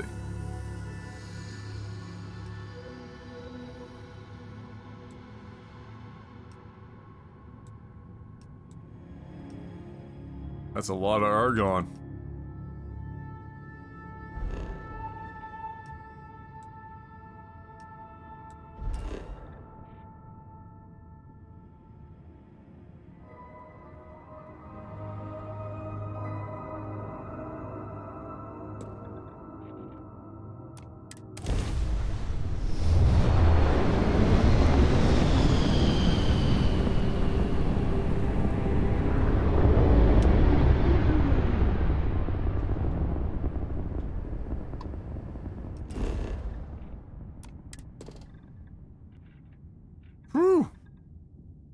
We get all sorts of shit here. Iron, chlorine, water, copper.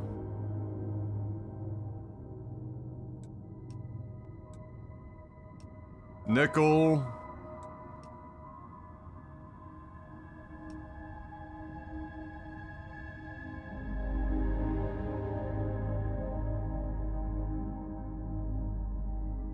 I don't know, this seems like a reasonable place to put an outpost, doesn't it?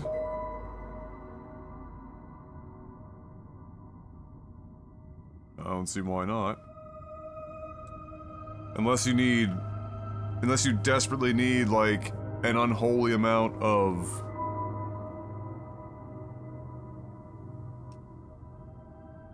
aluminum.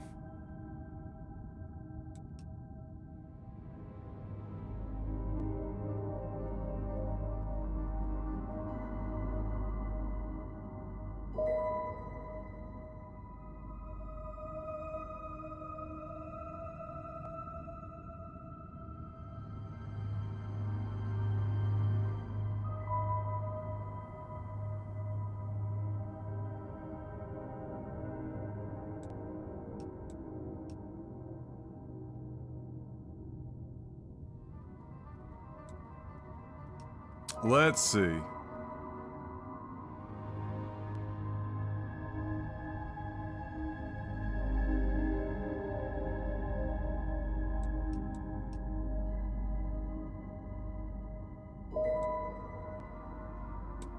Right there. We're going in!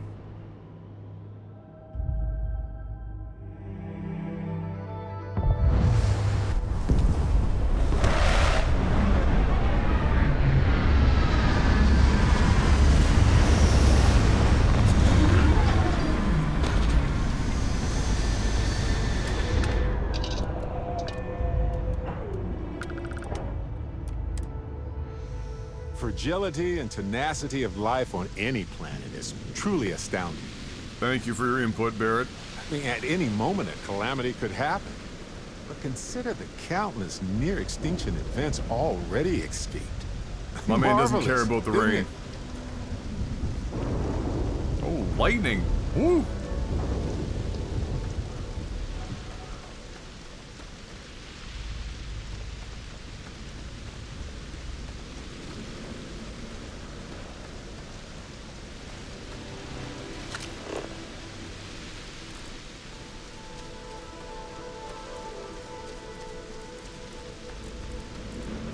Alright.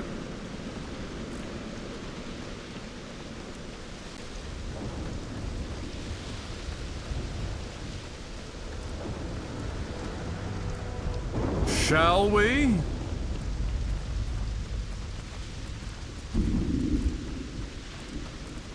Go explore a bit.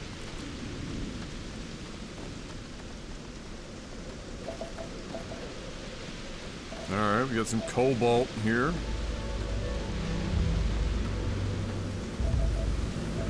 Copper, iron.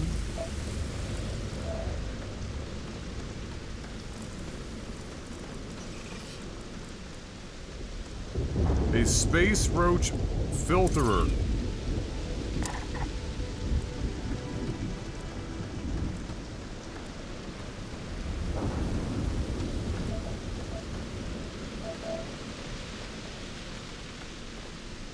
Great.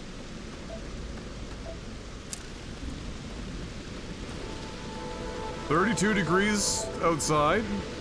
Oh, there's a field of iron. Oh, massive field of iron.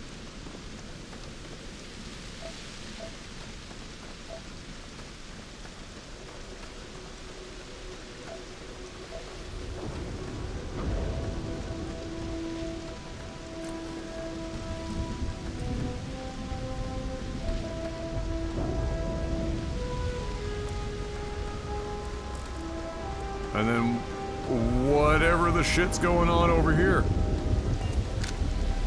What are those?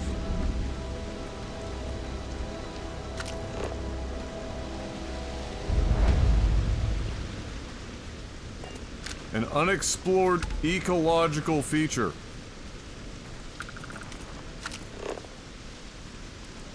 You know, I appreciate data collection. It's safe, it's smart, it's valuable. Most living things in the local ecosystem show signs of prolonged infection. Barrett, I've got some bad news. You should have wore your spacesuit.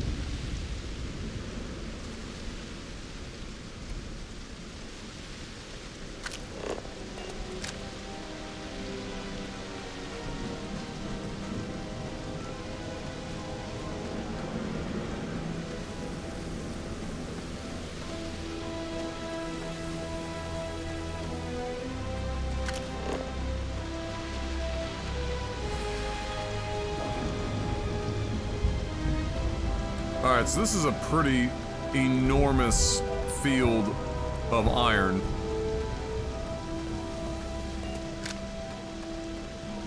Alright, so one more time, for a base, are there like specific, other than iron, is there something else that I should be looking for in a planet?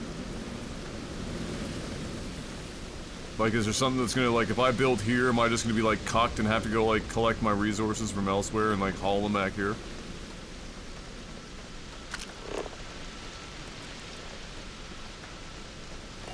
Hey, what's up, Interstellar?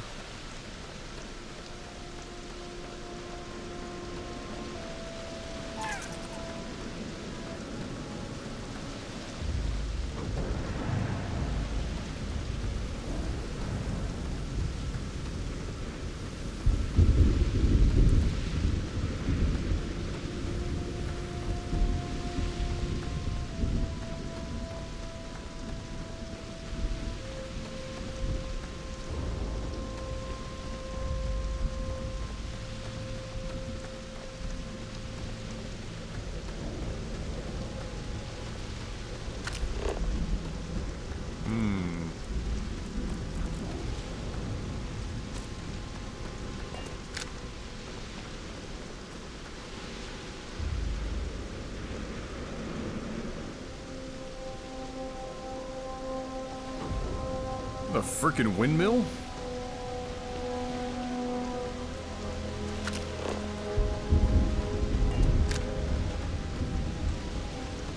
What the fuck?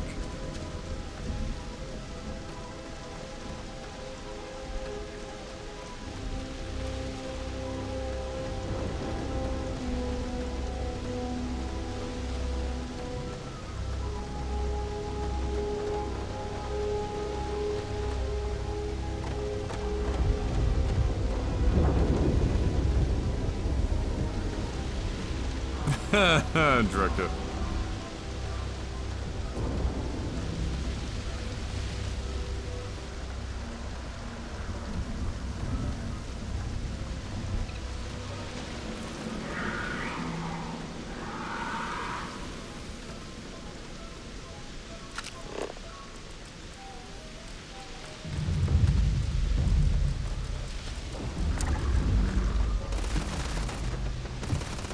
Wow, my man just went right in for it, eh?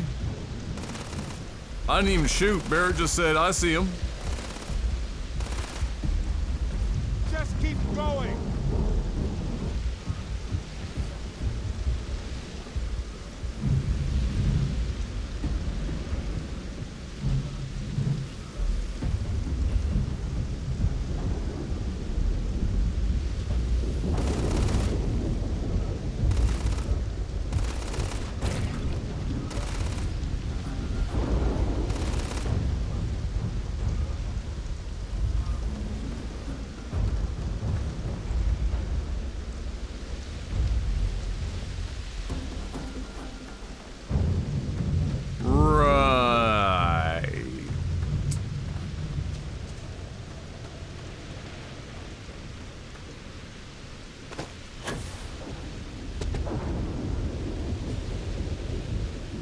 Oh yeah, Canuck double-double out here in the middle of fucking nowhere. Canadians truly spreading the plague across the universe.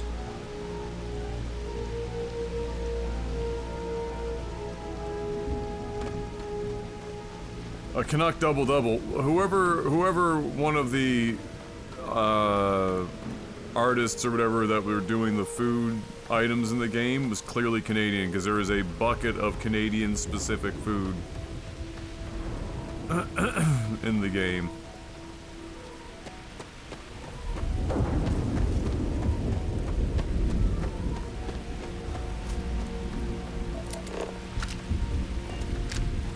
Look at this guy over here. Were you taming an animal there, Barrett?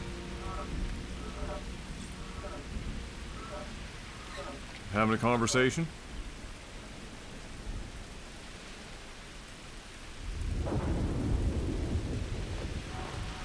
Who's winning?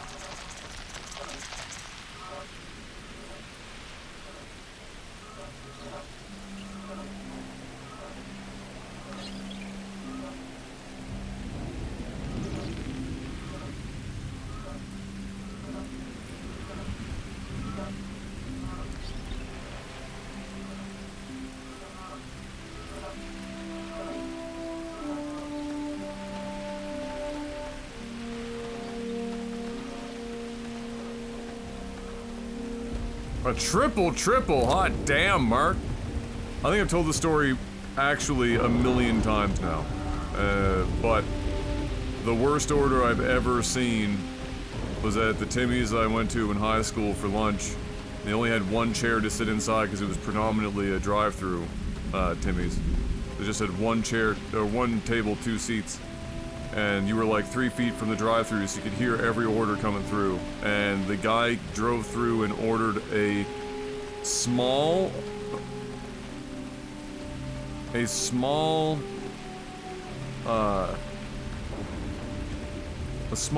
they might have even had an extra small at that point. Small or extra small triple.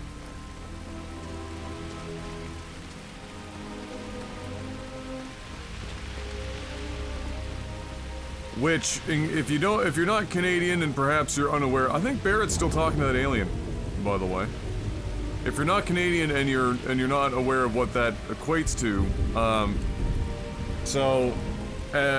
when you do like a triple, 3 cream, 3 sugar, there's not really any room left in the cup for the coffee.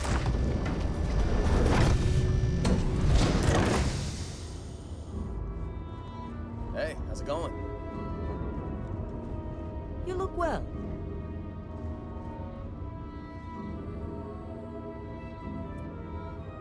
Alright. Do I want to build here, or do I want to build somewhere else? That is the question. I think we're just gonna try one here. See what happens. I don't know why I came all the way back to this bit. I didn't mean to. Too caught up in the coffee talk. I've been kicked off my own computer? Oh my god.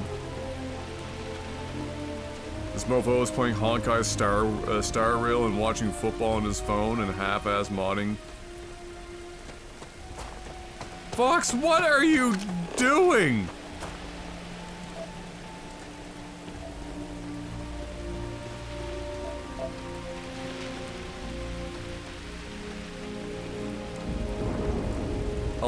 Well, at least a large, like, there's still room for coffee.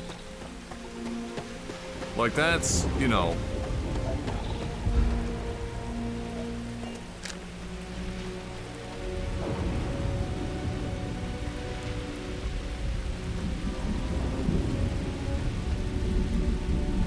Hey, what's up, Sarcasm? I'm about to try and build an outpost. Believe it or not. We're gonna see how that goes. We've got iron just fucking all over the place, so I don't know if it's like good to put it right on top of the iron or just near the iron. They don't really fucking tell you anything, so we're just gonna fucking slap one of these bad boys down here.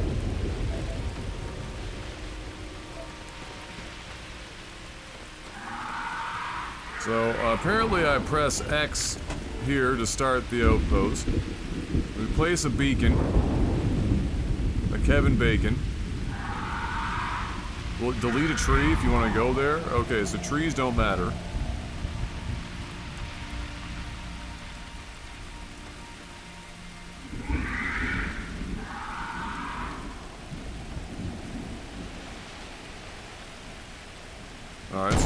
slap that there. Placing an outpost beacon allows you to build objects and structures. Navigate the build menu categories using LBRB. Switch to modify mode using B. Outpost objects are built from items and resources. When building an object, the build costs are automatically removed from your ship's cargo hold or your inventory. How much that was needed until just now. So we've got an iron extractor and water vapor. And we're gonna need this thing. We got a structure.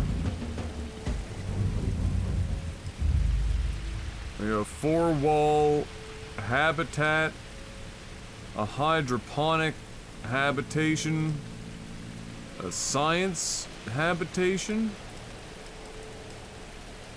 of which we have variants.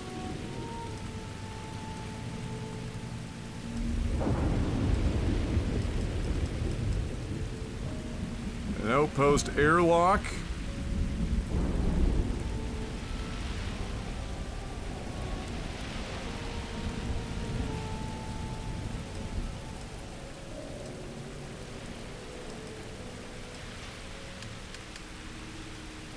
We got crafting tables. So this looks like it has to be outside. I'm missing, what am I missing? Titanium and neodymium. What?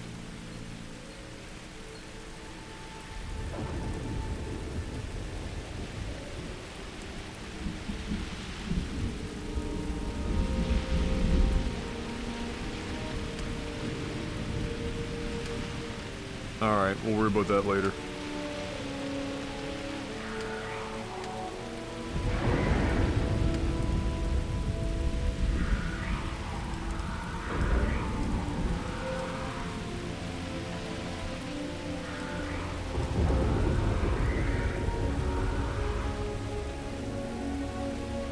Woo!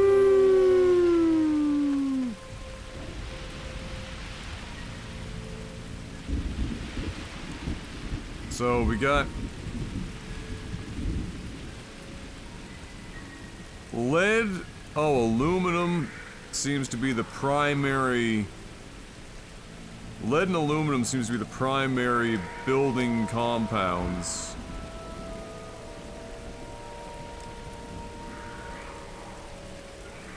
For the major structures. Lead or iron for some of the more minor structures. Unless you're still looking at largely aluminum, aluminium,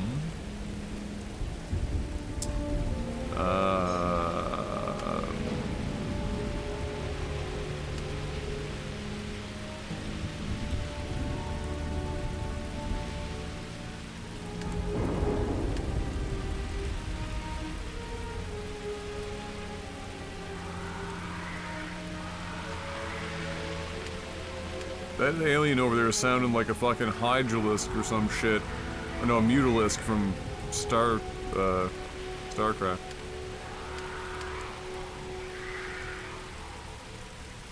Like, for real, that's just a mutalisk.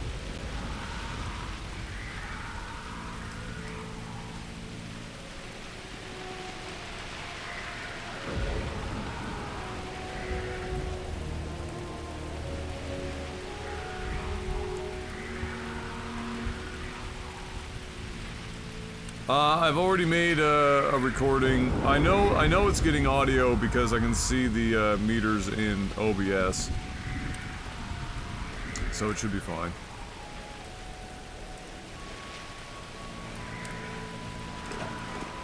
Okay, anyway, we're gonna go to a different planet, I think.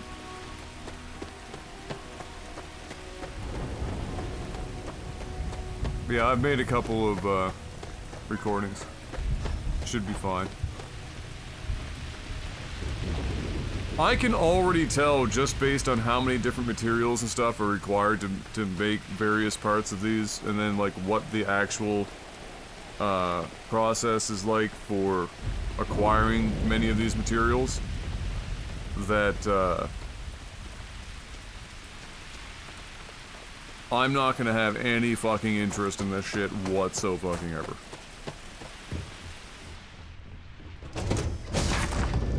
Yes, love.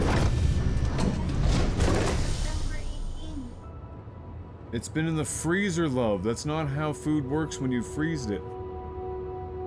Yes. You can literally buy, one of the secrets in life is you could buy food that's gonna go bad the next day, but it's 50% off at a store. Buy it, freeze it, it's good for 6 months. Otherwise, there's no reason to be freezing food. You just buy food for the expiry date.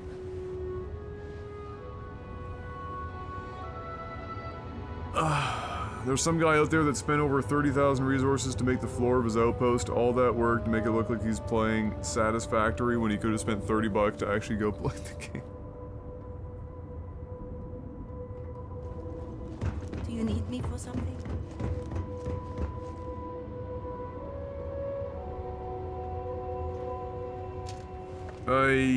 Yeah.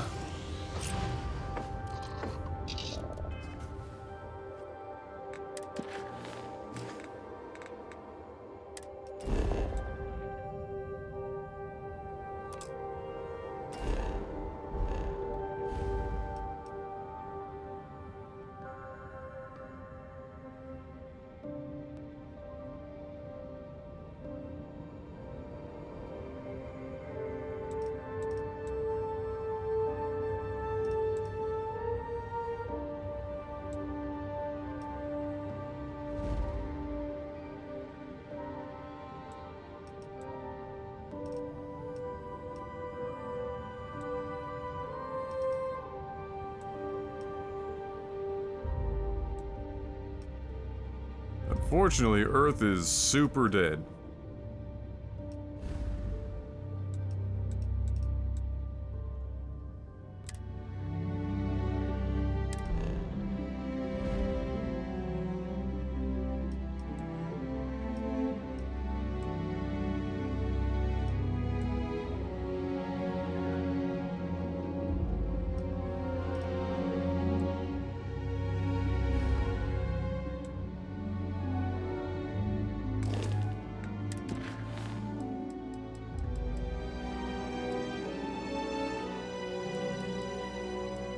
Oh, navigating in this game is like pulling teeth. I cannot express how much the UI in this game makes me want to fucking punch babies. It is truly atrocious.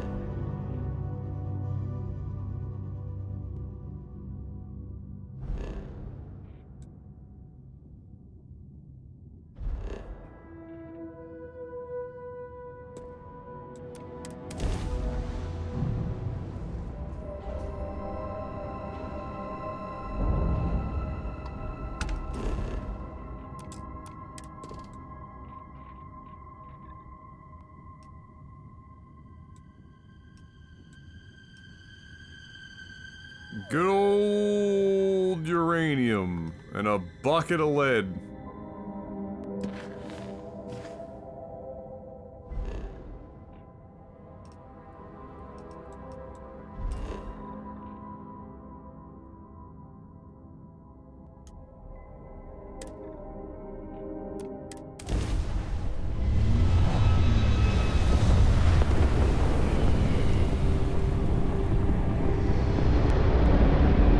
Welcome to the Freestar Collective. Please maintain your current course while we scan your ship. All right, we're done. Go ahead and land.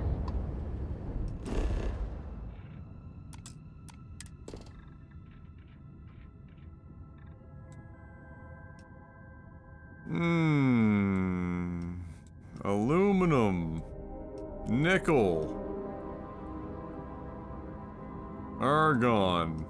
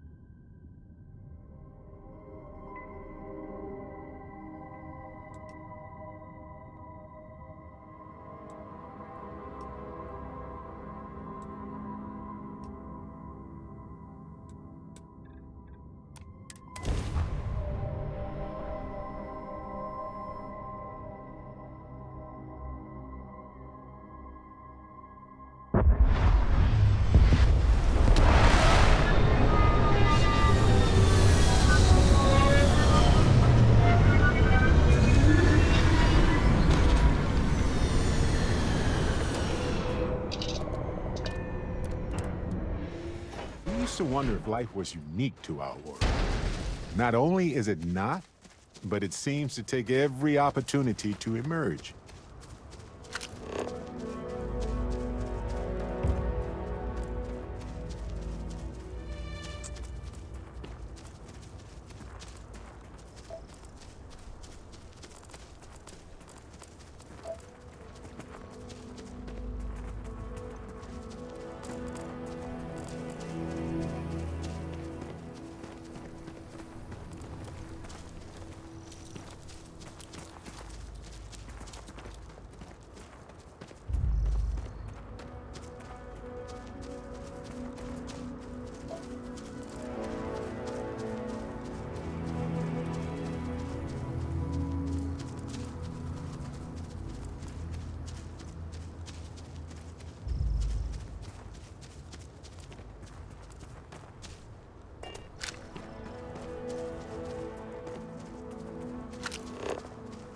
Like, I just don't, you know, I'm just gonna keep my mouth shut.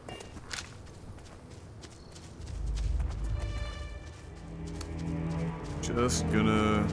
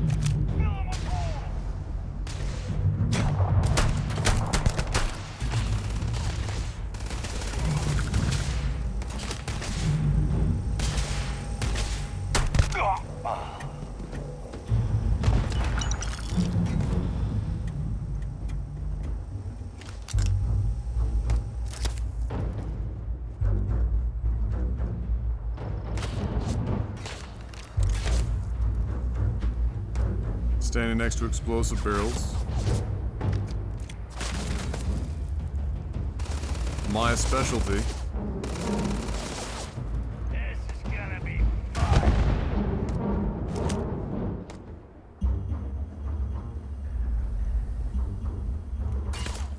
We get to the ship, we have a chance.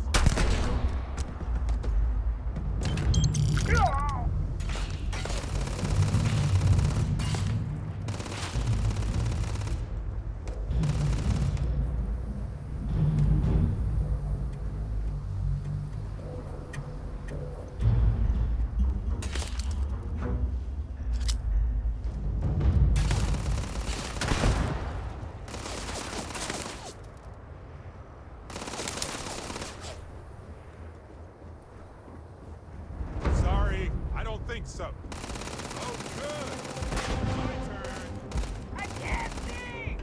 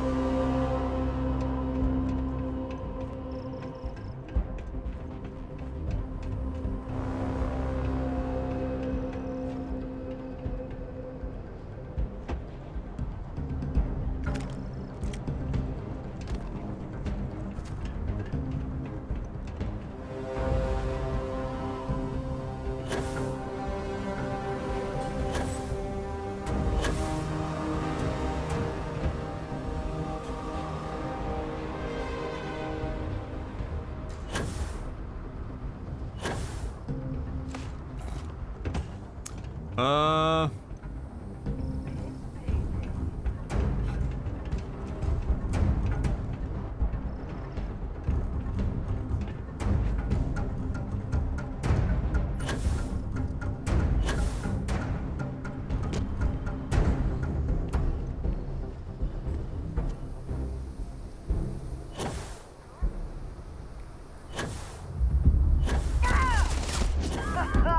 It's time! Ah! We'll pay for that!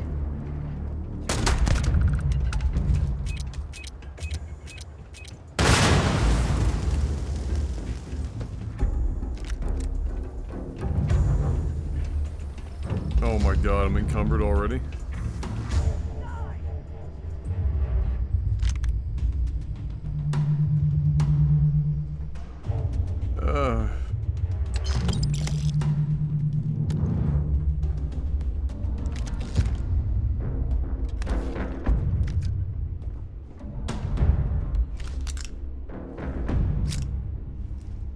Gotcha! Ah! Can't hear anything!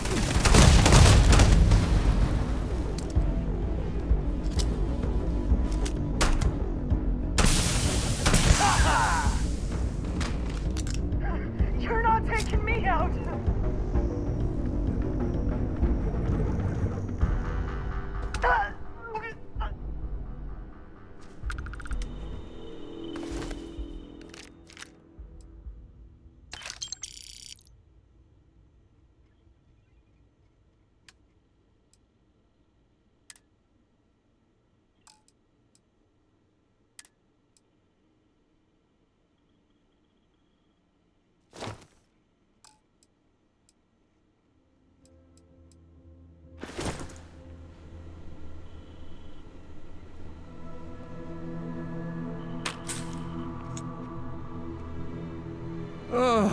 Okay.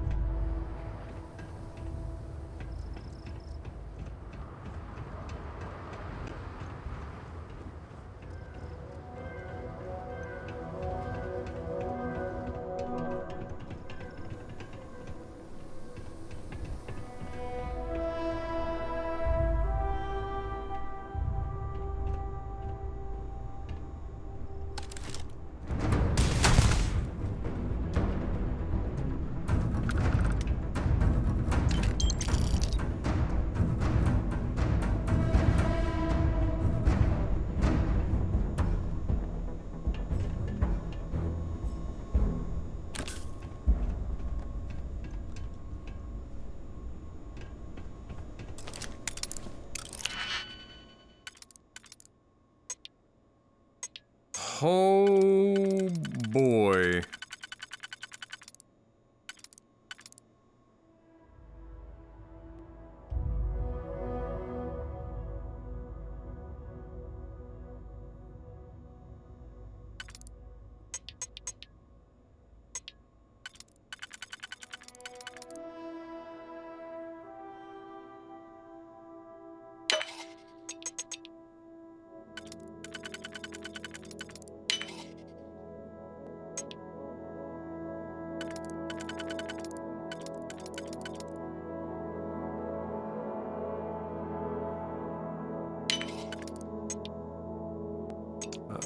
Shit.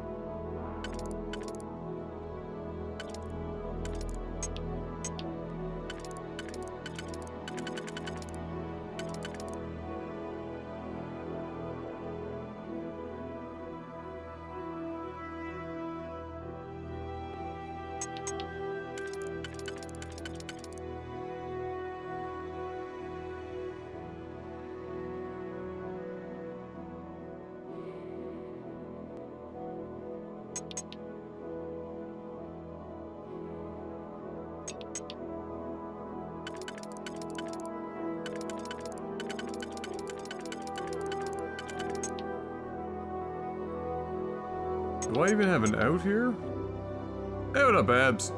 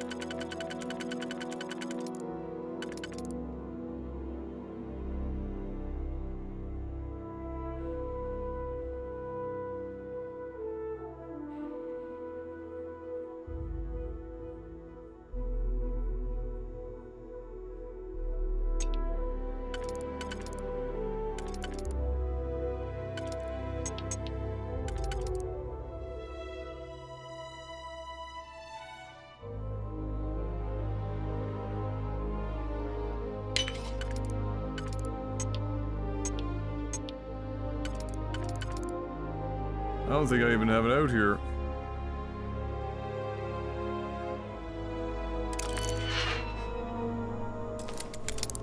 Jesus, this advanced door is fucking destroying me.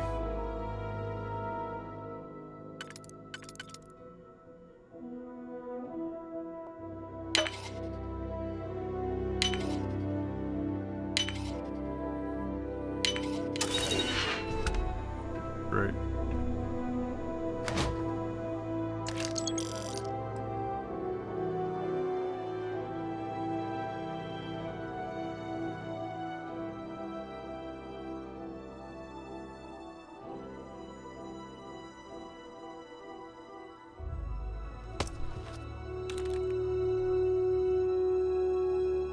A rare inorganic resource that I don't have the fucking means of carrying around without limping.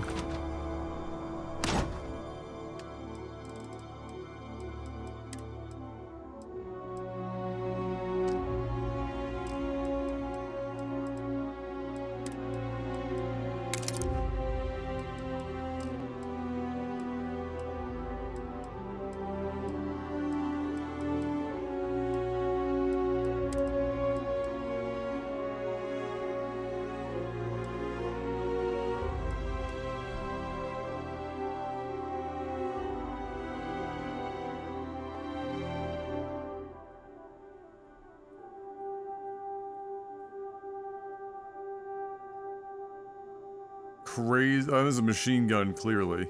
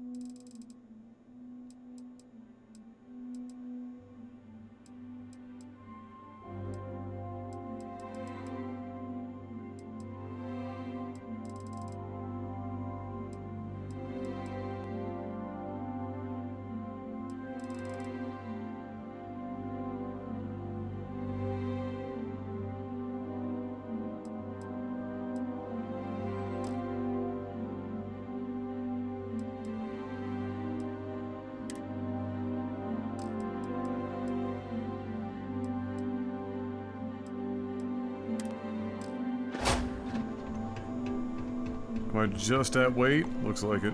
Okay. Which means as soon as I pick up a fucking grenade or something, I'm in trouble.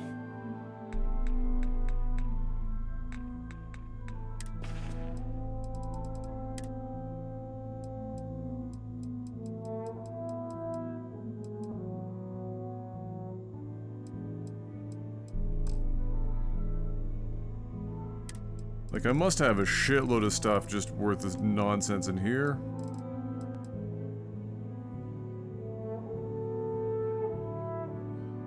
Yeah, like, that's like half a pound.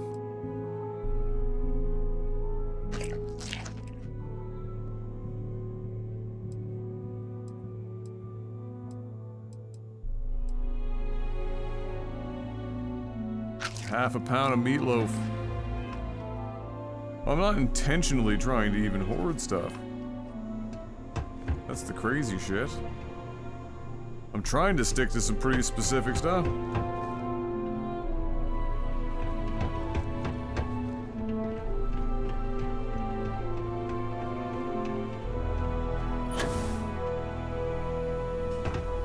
Oh yeah.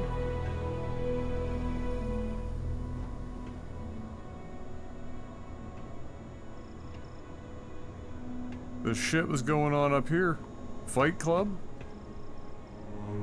Looks like it.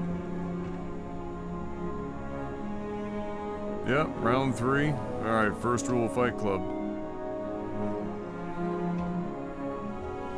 Always talk about Fight Club.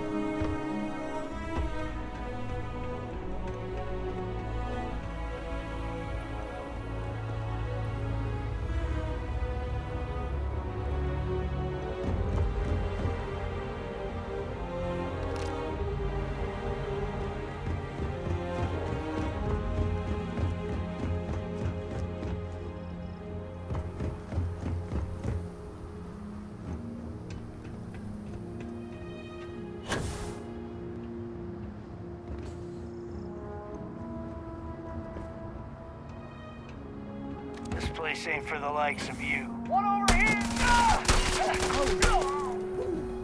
I'm fine. I missed.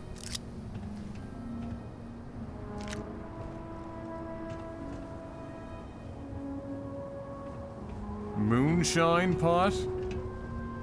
Really? We're in space still making moonshine? Man, humanity is down bad. That shit is terrible.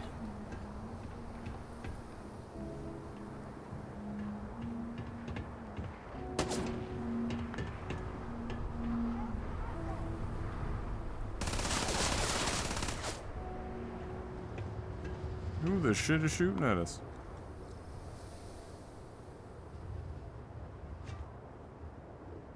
Hello?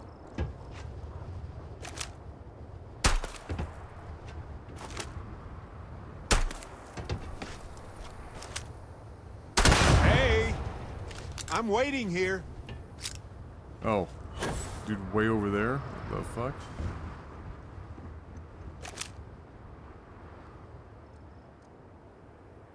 Why?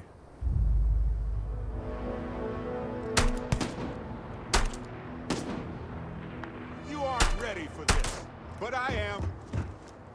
Big mistake! Where did you guys even come from?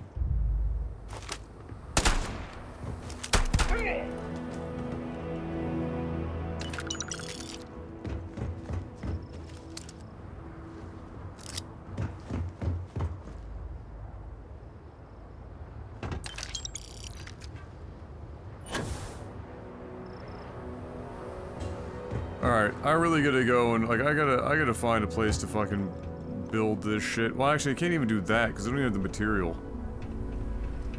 So... like, but I still need to build a fucking thing somewhere.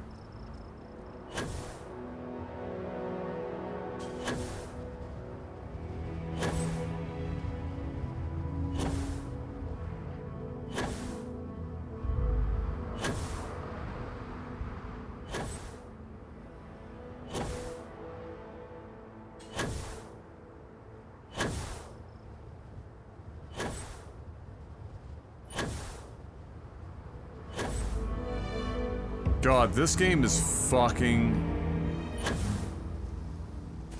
Oh. Oh.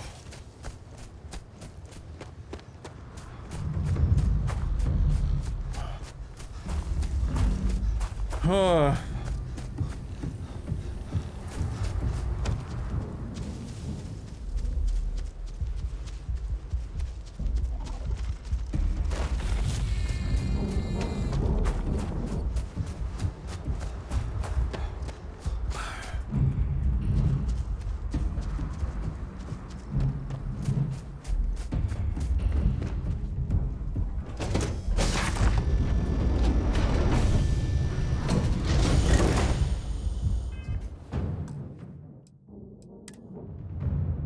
I'm actually getting like a visceral response to just how much I dislike this game right now.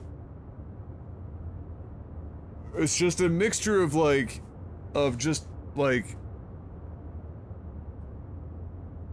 frustration, boredom, disappointment, confusion. Welcome back. Just here for a chat?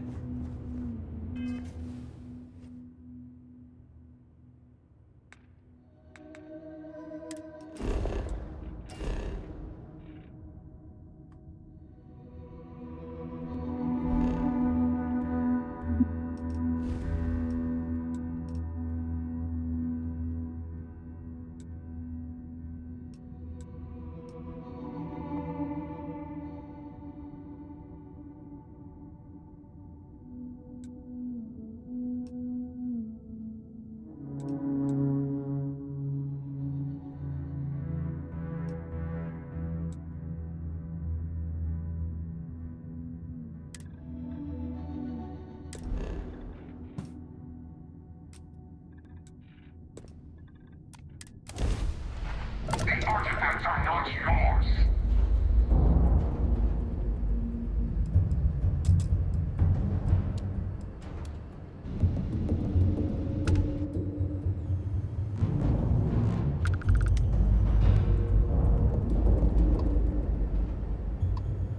Why the fuck is there a starboard guardian here? And why does it care? Well, that's not what I wanted to do. Oh my god.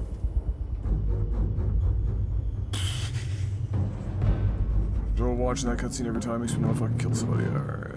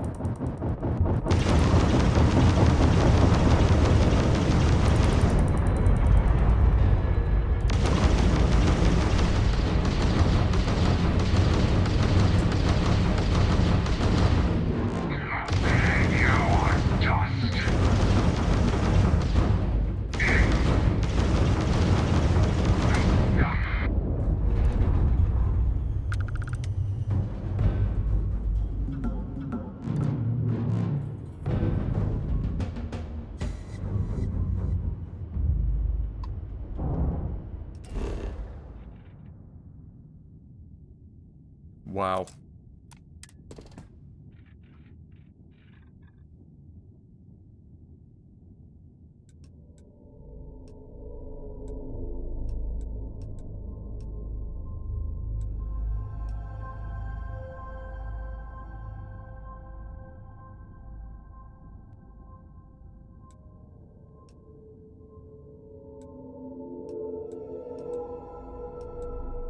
Water, chlorine, uranium, and nickel.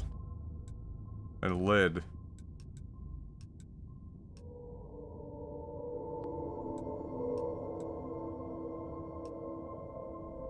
There's a lot going on.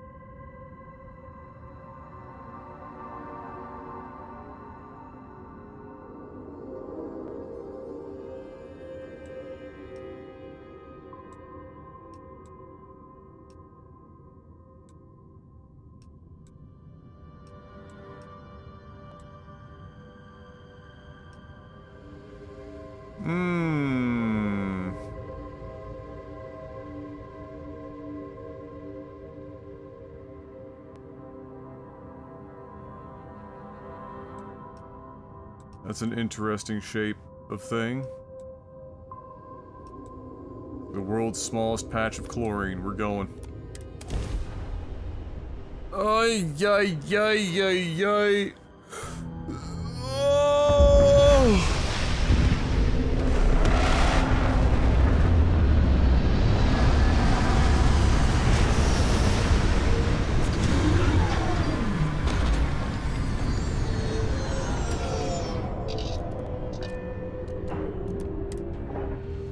It's easy to forget how marvelous life on other planets truly is. Shut up, Barrett.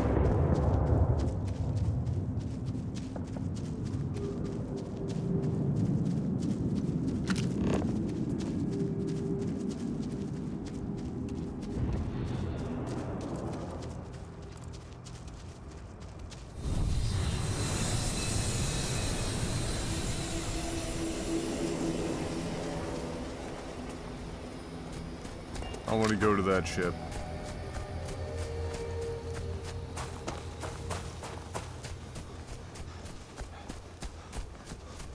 Excuse me, dinosaurs.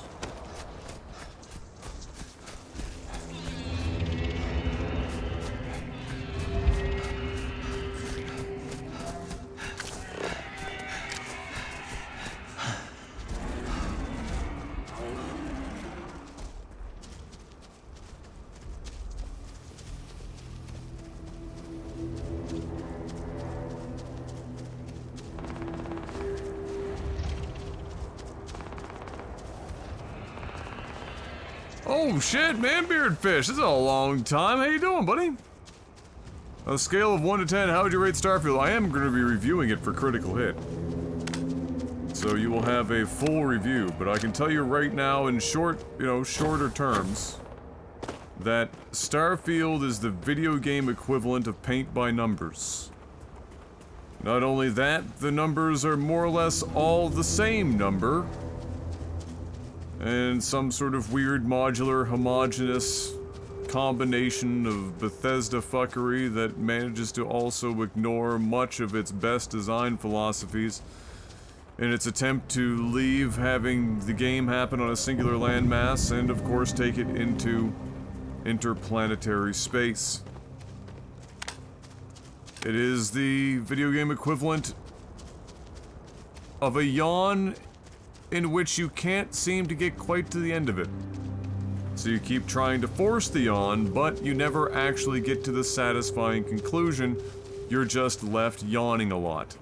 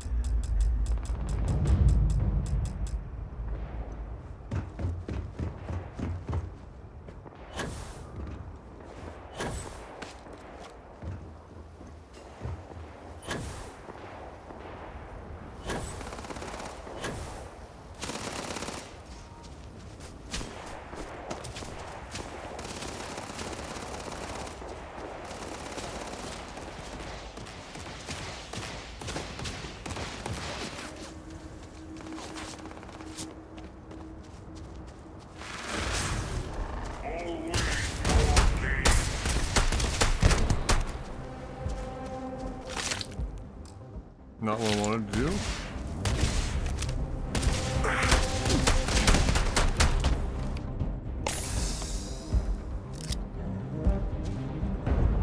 Clipping, invisible clipping inside the dino.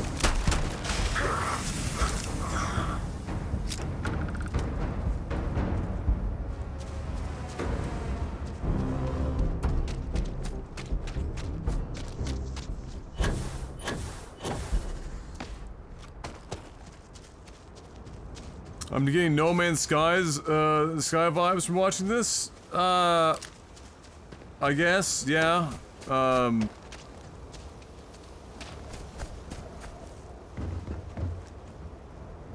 I would say the gunplay is better than No Man's Sky's marginally. I would say that, obviously the story and character components are more in-depth in this, as it's a Bethesda RPG, single-player RPG. I would say that basically every other aspect of the space genre that those, you know, that this and No Man's Sky operate within, No Man's Sky is better. Just... why? That's what I'm saying, Barrett. Just why? I like how their door is just stars. Can't go in the ship, though. You got that freaky-deaky alien security technology. Not allowed to go inside.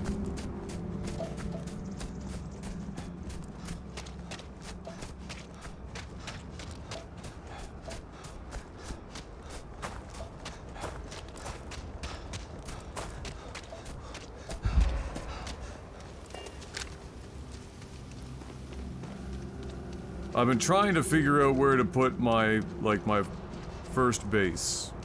Planet hopping, trying to find, like, some reasonable spots.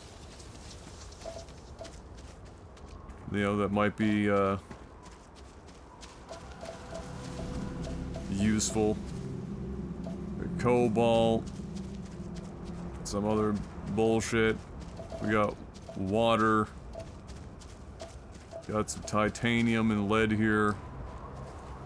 We're going in. Here comes the outpost, boys.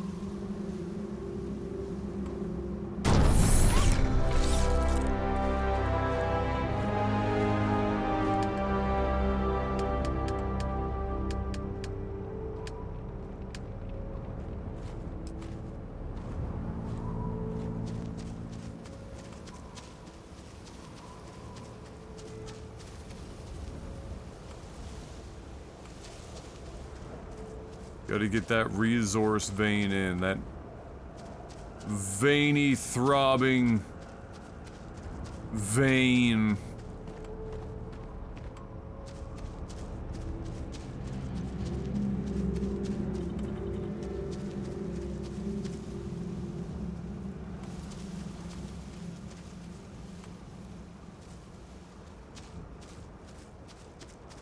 Alright, get this as out of the way as is reasonably possible.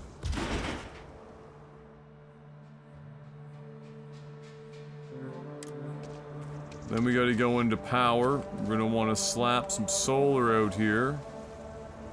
This bad boy is gonna produce 6 whole power.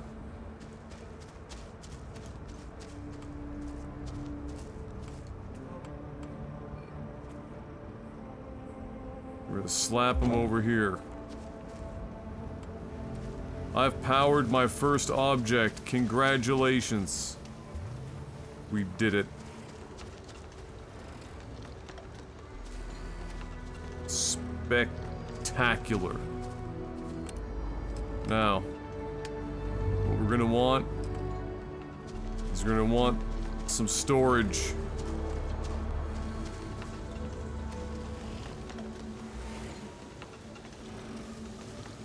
Arbitrarily built right there.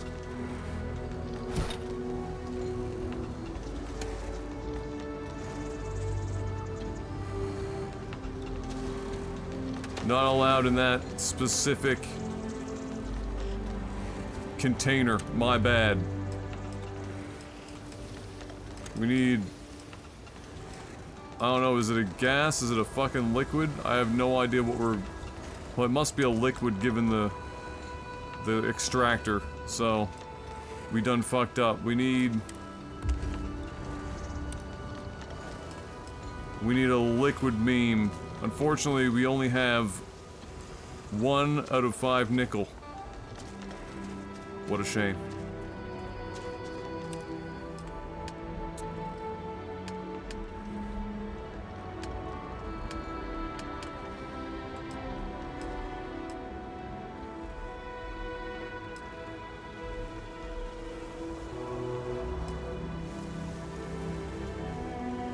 Alright.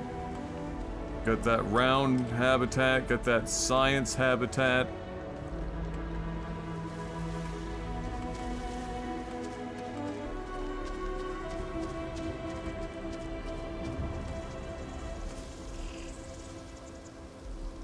Gonna slap it right there.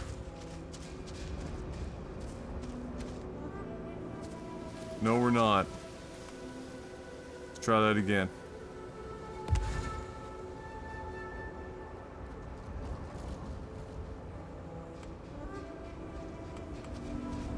We are still not. What about now? Oh, I have to select a foundation height. That's what the problem was. Okay, so we're gonna go back here. We're gonna bring it over here so we don't fuck the trees up.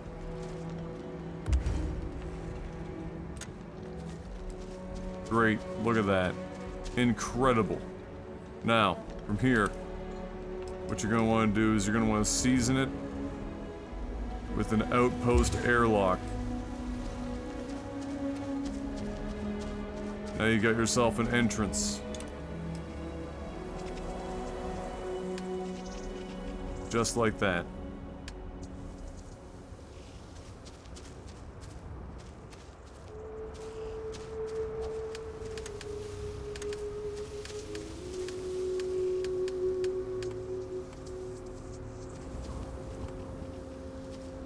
Now, bolster your base with unnatural amounts of liberal approved solar power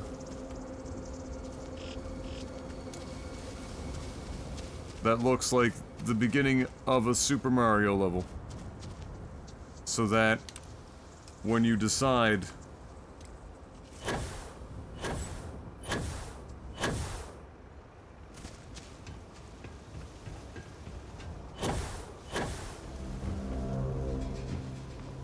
hold on. Can I put one on top of this? No, probably not.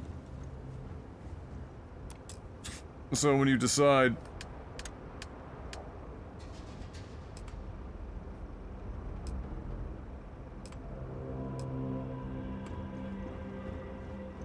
to add your defense,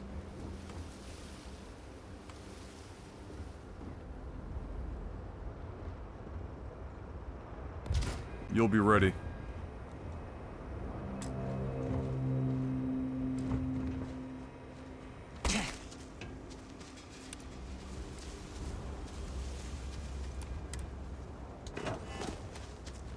Incredible.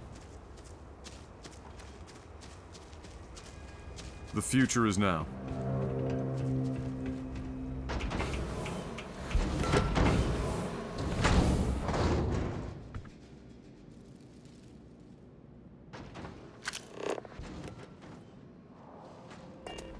Go back into build mode.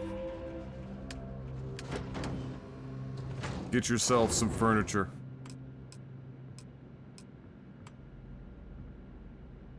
Get a bed in the corner. Aha.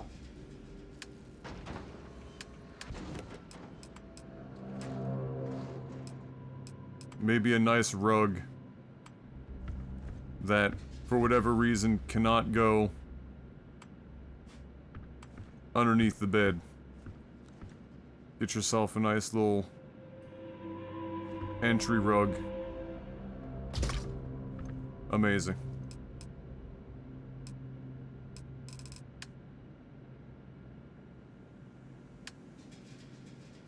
Now, to bring the whole thing together, what you're gonna want to do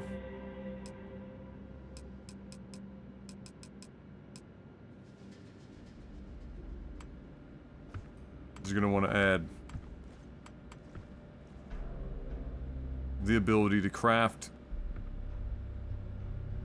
shitty cooling racks for your mother that she'll never use, but you can tell her you made it in shop. Lovingly.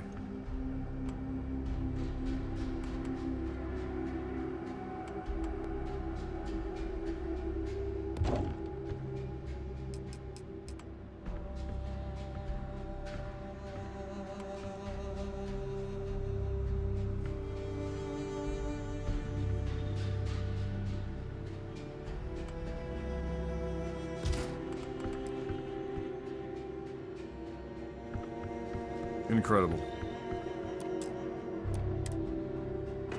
The future is now.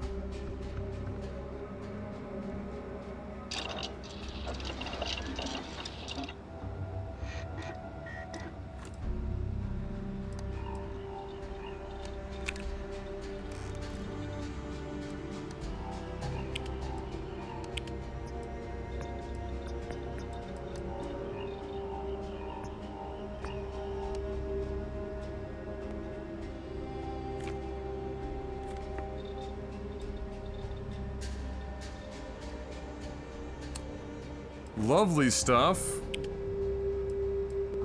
You can research things if you have the right amount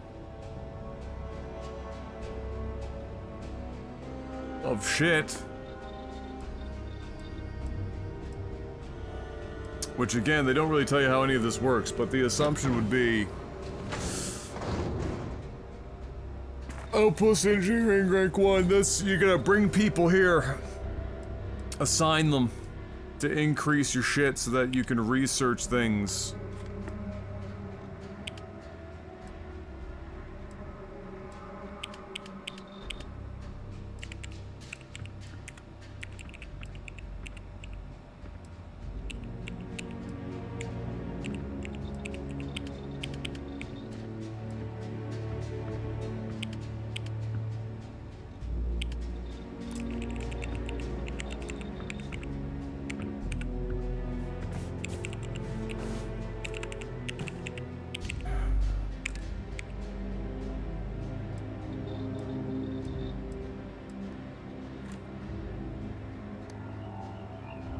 Discover... Oh, we don't have the right materials. Of course, yes. My apologies.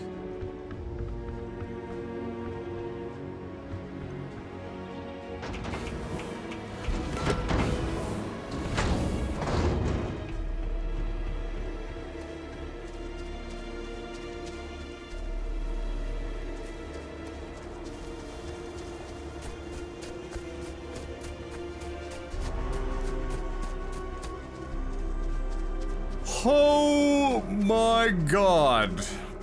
What a thrilling adventure. Well, we made our first outpost. We did it, friends.